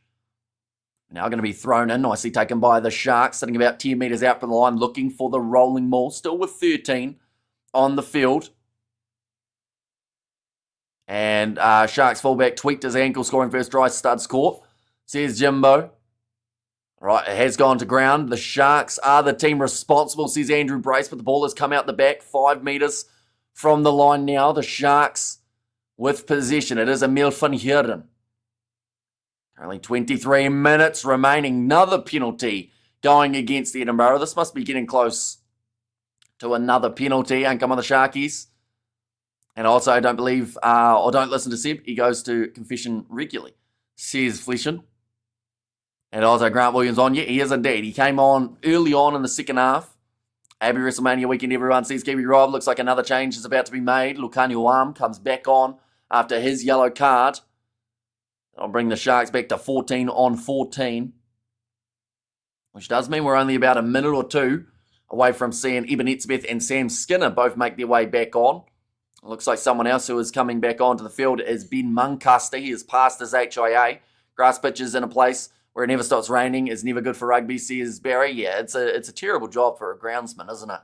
When you're dealing with water probably 300 days a year.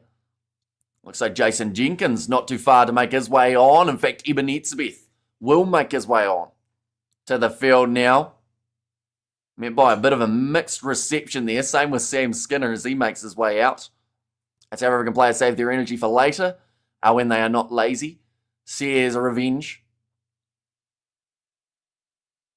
Yeah, a lot of booing going on in Edinburgh at the moment.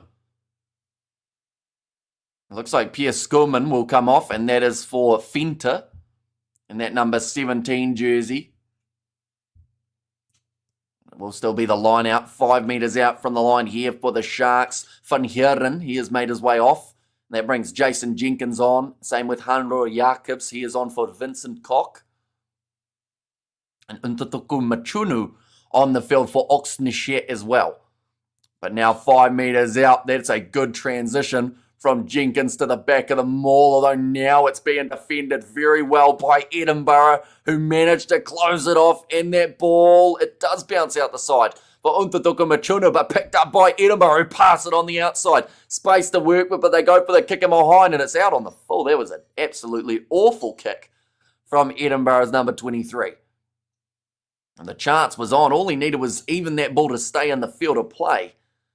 Like, it could have been very dangerous. The two locks should just shake hands and keep it going, says Just Me. Well, instead, Etzebeth from behind him looked like he chucked some profanity at him, and then they had a bit of a push as they were making their way to the bin. A Sharks result will affect other South African teams. And we have got there, we need a line breaker, says Eric, and that was the chance for Edinburgh, but they just let it slip through the fingertips.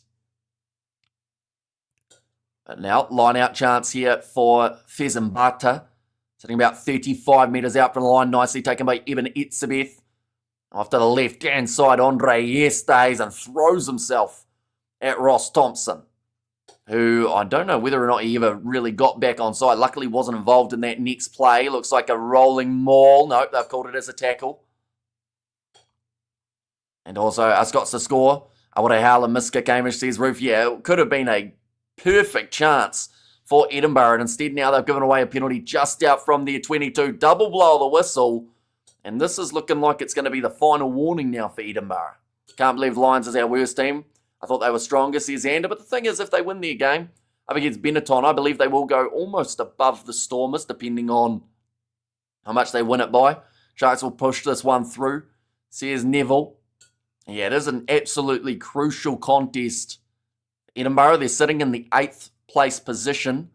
So a win here would actually boost them right up to, I believe, 5th. If they were to lose this game and the Sharks were victorious, it would create more of a likeliness that the Sharks will have a home quarter final, which I think would be massive for them. They've actually decided to go for the post here again, the Sharks, so that will put them 1 point behind the last 3 warnings, says Sean. And welcome to the future, Eric, says Jimbo. The Sharks win. I'm from Kazakhstan. And there as well, so welcome in. 21 minutes left at the moment on the clock. How many games are you doing today from Super Rugby? Probably 2, I would say. I haven't quite decided whether it will be 2 or 3, but probably just the 2. Since we got the 2 games of the URC throughout the night as well. Man, the Scots punching above their weight, considering they have just the 2 teams in the competition.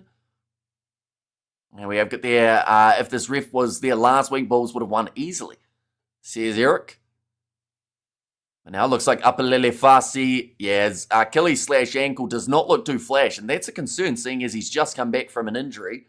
Probably the worst possible surface to be playing on when just returning.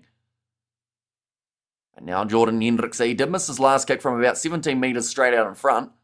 So this one, it's crucial, and he's missed it again away to the left-hand side. So repeated misses for Jordan Hendricks. If he had got those 2 over, they would be in the lead at the moment. The Plumtree, the big sigh there from the coach. Of course, when you decide to opt for 3s rather than 7s, you want those 3s to be going over. But the pressure of the scenario maybe just getting the youngster a little bit. Jordan been kicking very bad last 2 games, says Sean. Don't forget you have 2:05 PM game as well. That's the one that's 50-50 at the moment of whether or not I'm still going to be doing it. But now, nice run forward from Vincent Tachuka. Grant Williams going off to the left-hand side. Jason Jenkins. Now sitting about 45 metres out exactly. Terrible 4G surfaces. Fussy must be furious.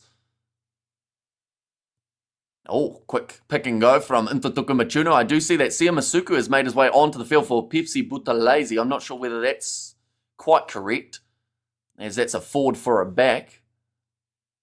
And also bring back 3 Aussie teams only to Super Rugby. I think they're all right with 4 at the moment. Like, at the moment, all 4 are in the top 6. So, theoretically, they must be doing something, right? Although, I do think that their derbies have helped a little bit in terms of who's sitting where. How do you feel about fake grass for the new Christchurch Stadium, says Kiwi Rob?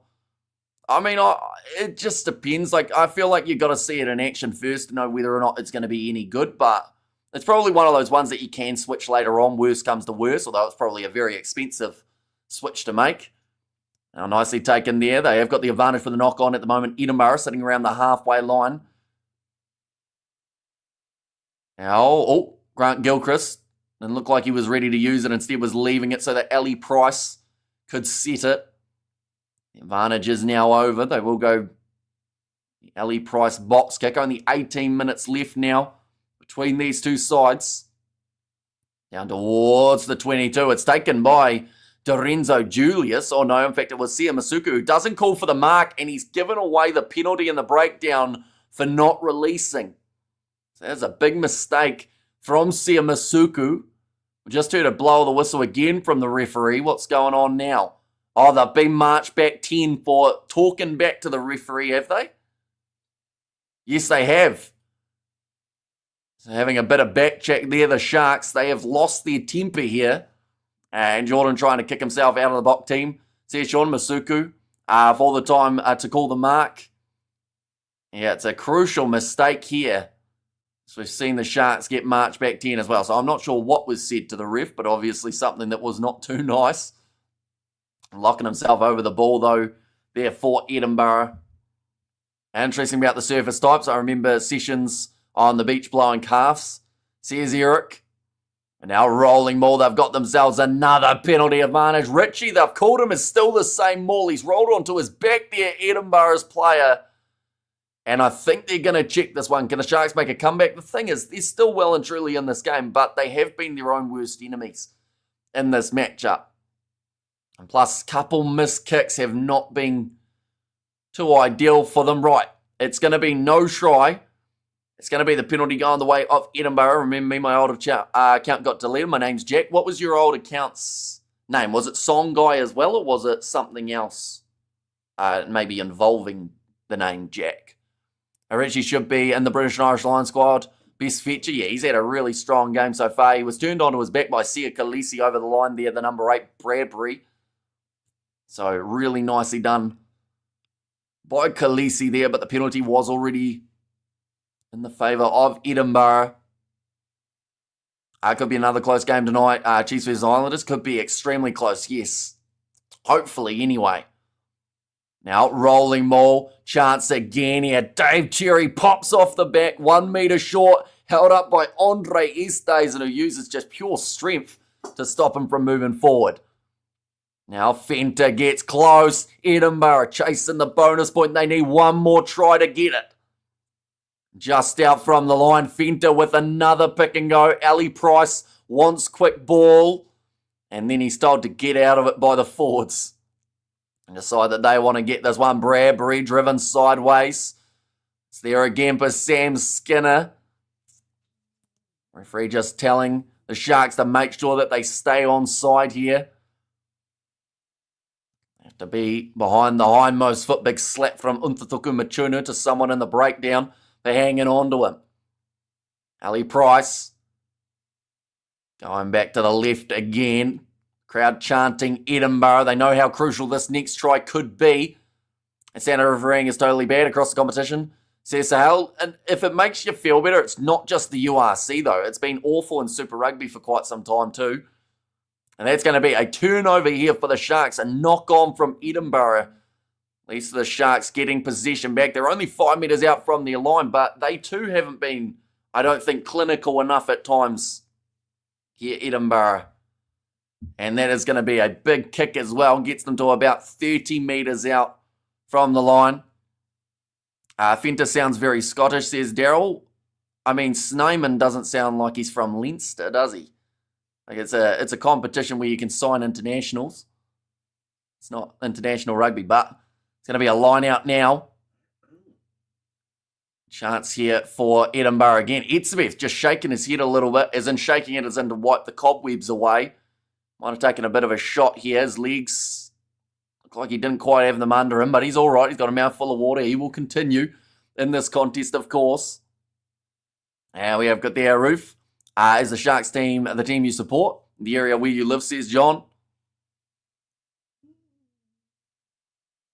But now time is back on. 14 minutes left. Come on, the Sharks. We need you to win here, says Fleshin. And I'm Cape Town, but support the Bulls, says Ruth. All right, Pepsi Buthelezi has been taken off, and James Fenter is the man who's made his way on. Great defence, Sharks to win this one, says Eric. Now, Fenter again. Charging 40 is going to be tackled by Hanro Jacobs. Back to the left-hand side.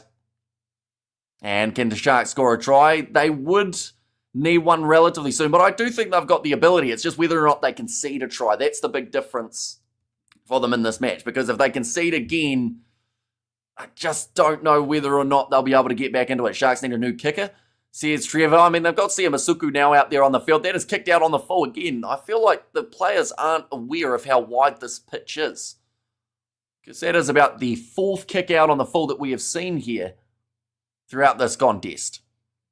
And discipline by South African players is generally good. That's why I'm wondering about the calls of the refs, says Liv B. Their discipline's been bad this game, though. To be fair, they've been rushing up offside on quite a few occasions. So I don't think it's necessarily the ref that's causing them to be penalised as much as they are. Like, they're making quite a few mistakes defensively. Plus, with dropping the ball as much as they have, they're just giving the opposition a chance to throw things at them. Now, another steal by Edinburgh. Oh, charged down there by the Sharks. It's actually turned into almost a cross kick. Charged down by Hendrickse. So Edinburgh will have themselves a line out 38 metres out from the line now. And both defences have the measure of each other. It looks a short but wide pitch on TV, says Fleshen. And fire Plumtree, says Paula. But, if Hendrickse had got the kicks over that he's missed, they would be in the lead.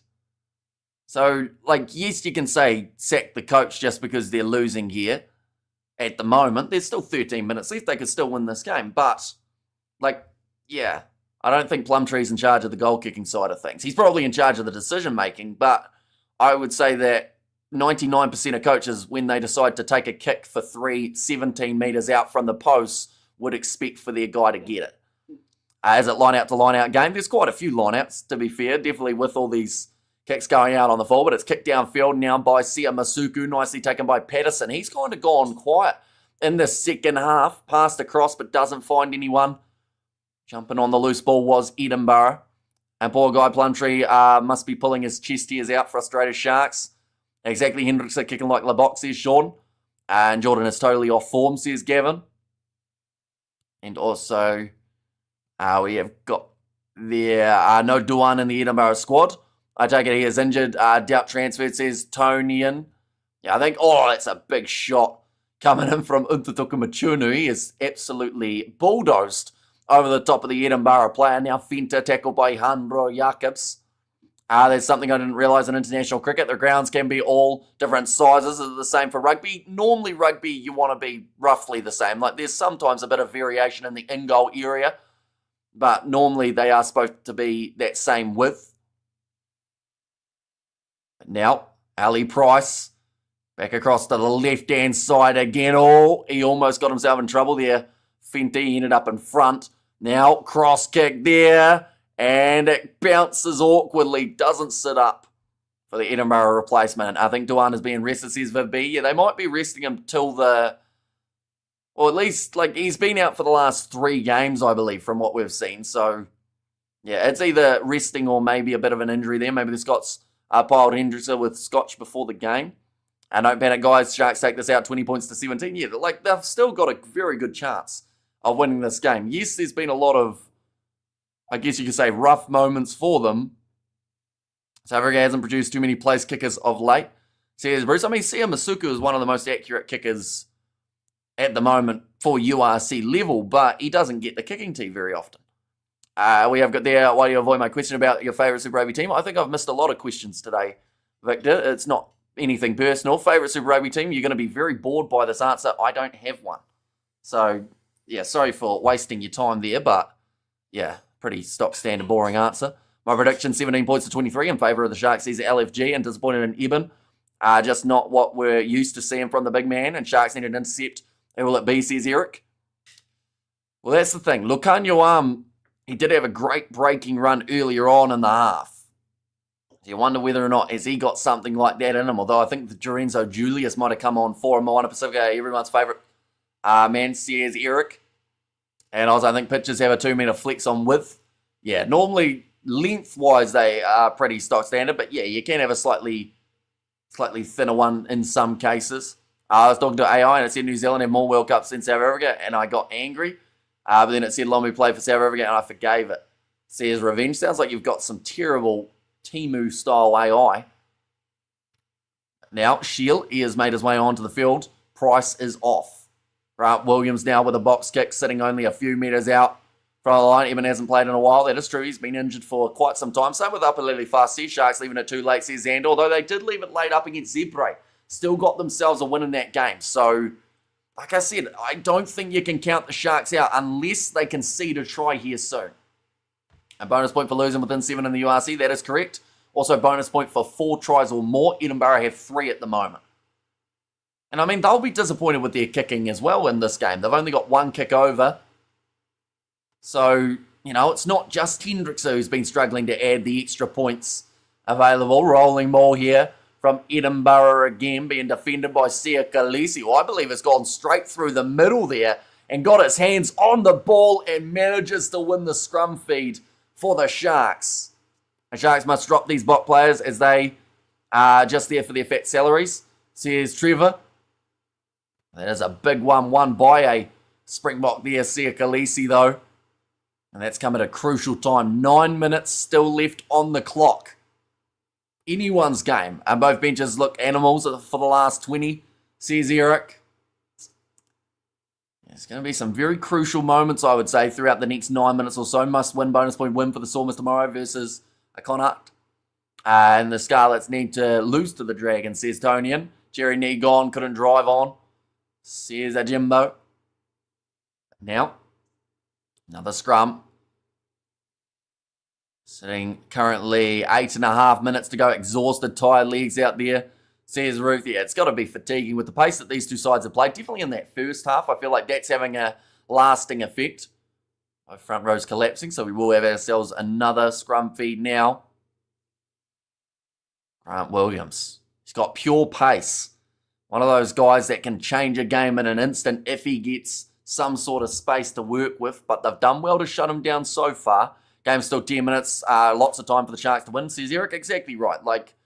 I think that the next 8 minutes, in terms of the overall season for both of these sides, is absolutely crucial. Both teams need the win. Edinburgh need it to stay within the top 8. Sharks need it to keep more than likely a home quarterfinal. Have you been to Scotland, Hamish? I have not, no. I believe my sister has when she went on her European tour. But now, that scrum's fully shuffling sideways. Free kick goes the way of the Sharks rather than the penalty, which does mean they'll just be able to kick it downfield and won't have the line out. If you talk too much from Pete, I mean, she's talking in a live chat. That's kind of what the live chat's there for. And come on, Lorenzo, get that boogie on, says Sean. And we have got there, love him, Eric. He had a monster Six Nations, says Jimbo. Now 7 minutes remaining. Game is well and truly up for grabs. Edinburgh is the chant. With such a Scottish name, you have to visit Scotland at least once, says Daryl. Maybe. Although I think I've got a Scottish name, but it wasn't named because of any sort of Scottish origins. It was just because of the fact that I apparently looked like a Hamish. So they just went with that. If I was born a couple years earlier, I would have been called Forrest after Forrest Gump. Then I would have never been able to stop running.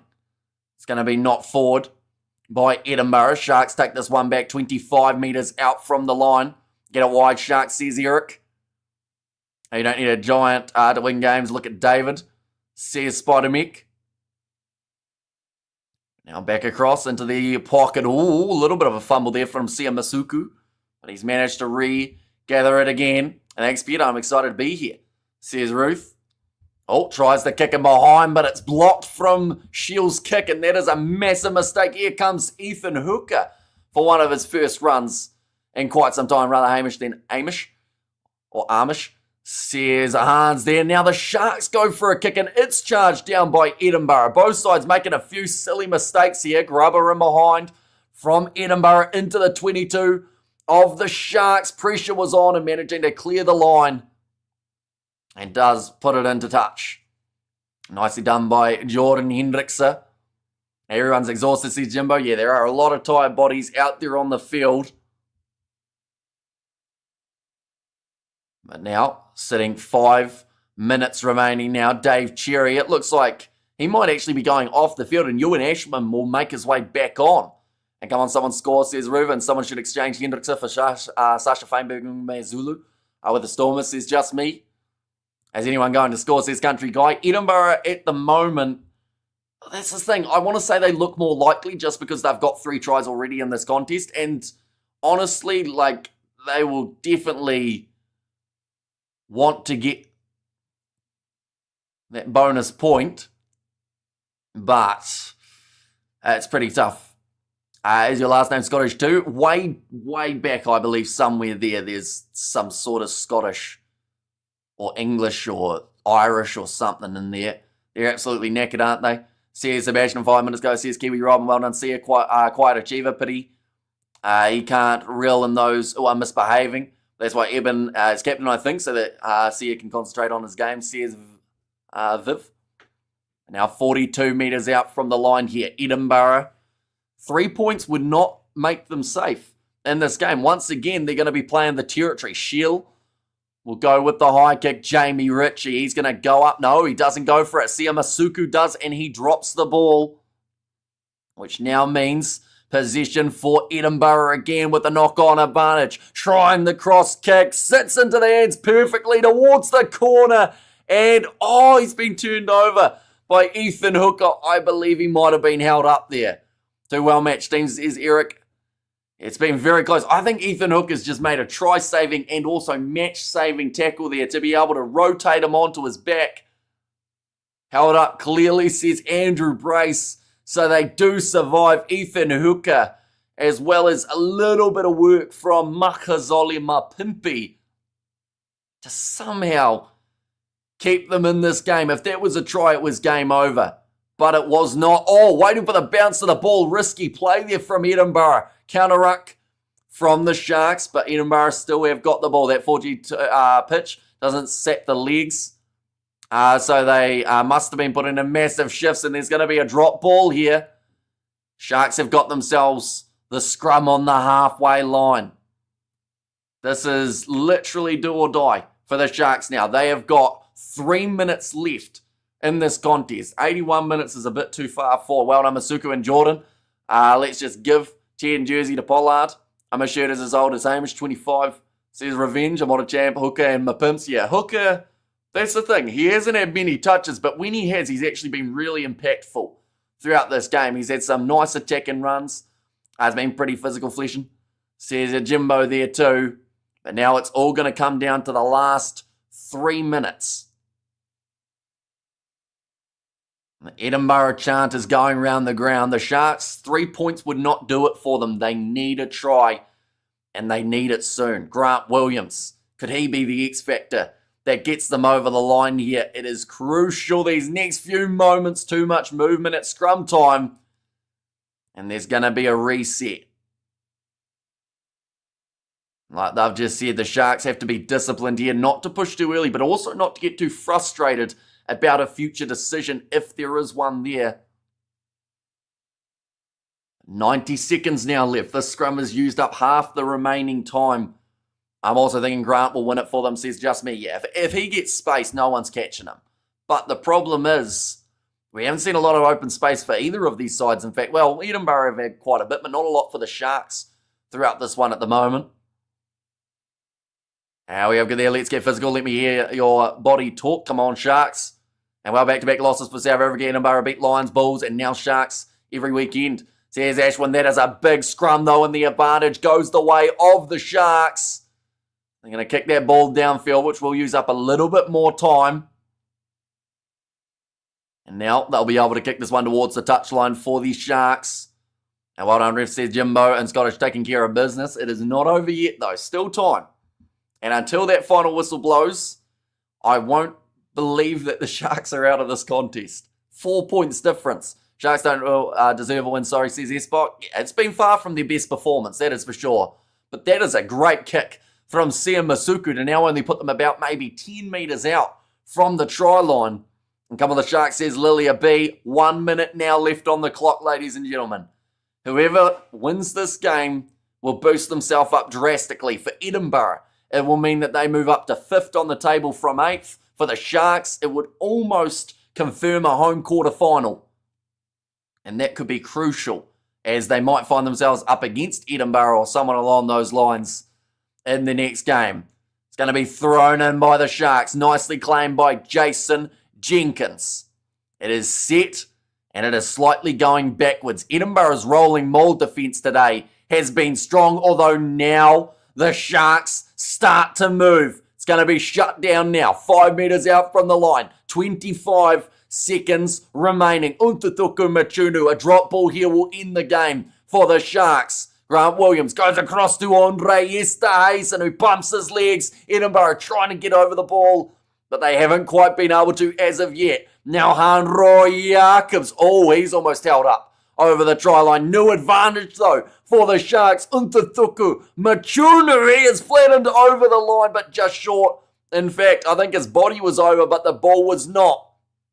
But from 5 metres out, they will have the penalty if it does go back. Sia Khaleesi almost finishing it for the Sharks. Pick and go from Esterhuizen.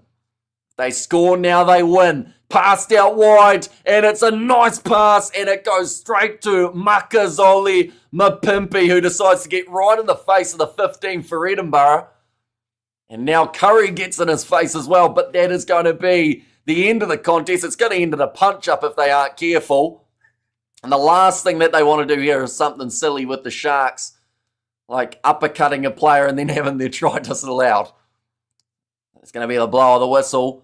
But it will be the win for the Sharks, ladies and gentlemen. That is the main talking point. Makazole Mapimpi scoring in the final moment. And the Sharks keeping their quarterfinal hopes alive of a home final. And also means that Edinburgh, they're going to have to work harder in their next few weeks to get over the line. Sharks, says Judith. And Sharks, you beauties. And like I said, with 1 minute, in fact, I said it with 3. In fact, I said it with 40 minutes left. The Sharks are not out of this game. And all they needed was that one big opportunity. Now, Edinburgh will still get themselves 1 point from this game, but I think they'll be pretty disappointed to just have the 1 point there rather than more. So they scored the 3 tries. They were 1 away from a bonus point in that regard. Well done, Sharks. And Stormers fan, says Donian. And we have got there, I know it's the Sharks is going to win, says Ashwin. Well, they have already won at this stage. But it's going to be miss kick again from Hendrickson, but Plumtree, he takes the win. He was very happy with that one. Of course, people were blaming him and about to sack him 15 minutes ago. Now I guess he'll be back in the good books. As you're at 4:35 p.m. So 4:35 was the one that we definitely weren't doing anyway. That was going to be Moana Pacifica versus the Brumbies, but we will be scheduling those streams later on. It will either be the early game between the Fiji and Droy and the Tars as the next match, or it will be the next one that happens at 7:05. Which might be the more likely just because or else then we will have the 10 hours worth rather than the 8. But URC player of the match goes to Andre Esterhuizen and had a couple crucial turnovers early on. Edinburgh threw that away big time, says Stephen. Absolutely. They should have been more clinical in this game, but the Sharks, they were grindy, they were gritty. And Edinburgh, I mean, people were blaming the Sharks kicking off the tee, but Edinburgh missed 2 of their 3 kicks. And it will be the big difference. Still a bit of push and shove there. Right, Fezambata and Grant Gilchrist just having a bit of push and shove. I'm not sure what happened there with Fezambata. I think he went to shake someone's hand or might have said something that's caused a bit of a problem. And we've still got both sides going back and forth. I mean, it's after the game. Can you still get in trouble for a punch after a match? I guess it just becomes assault rather than a rugby incident, doesn't it? So you are doing Landers versus Chiefs and Force versus Canes confirmed? Pretty much confirmed, yeah. Definitely confirmed for the Landers versus Chiefs anyway. And Springboks winning ugly in Edinburgh. They all count, ladies and gents, says Lionel. And never count out the boys from Durban, says Kyle. And also Liquor Sharks. Bulls don't have such great BMT like the Sharks. South Africa fans must hope Sharks make final. How much better chance than Bulls? They are unfortunately the new chokers, says Eric. And what's next, Sandwich? So probably the 7:05, I would say, will be the next one. Or maybe the Drua versus Stars. I haven't quite decided yet. We'll see how we're getting on. And Marina to all. From New Zealand Beast, says Spider Mech. Oh, there goes my Subaru fun. No money score. I said Edinburgh by 2. Most punters called Edinburgh, says Viv. And to be fair, Edinburgh, like if you were to look at stats for this game and you will look at what happened throughout the 80 minutes, you'd say Edinburgh should have won. But the Sharks, they had to really dig deep. And, I mean, there were certain players who definitely stepped up throughout it. And thank you so much, Hamish Rock, says Sue. Thank you very much. Thanks for the exciting commentary, Hamish, says Viv. And also, Bulls vs Munster will be another mouth-watering clash. See you tomorrow. And, yeah, we are going to be doing that game on the channel alongside the Stormers matchup. So be sure to check those out as well. But thank you all very much for tuning in. If you did enjoy, of course, be sure to leave a like and subscribe. And I will see you all for the next one.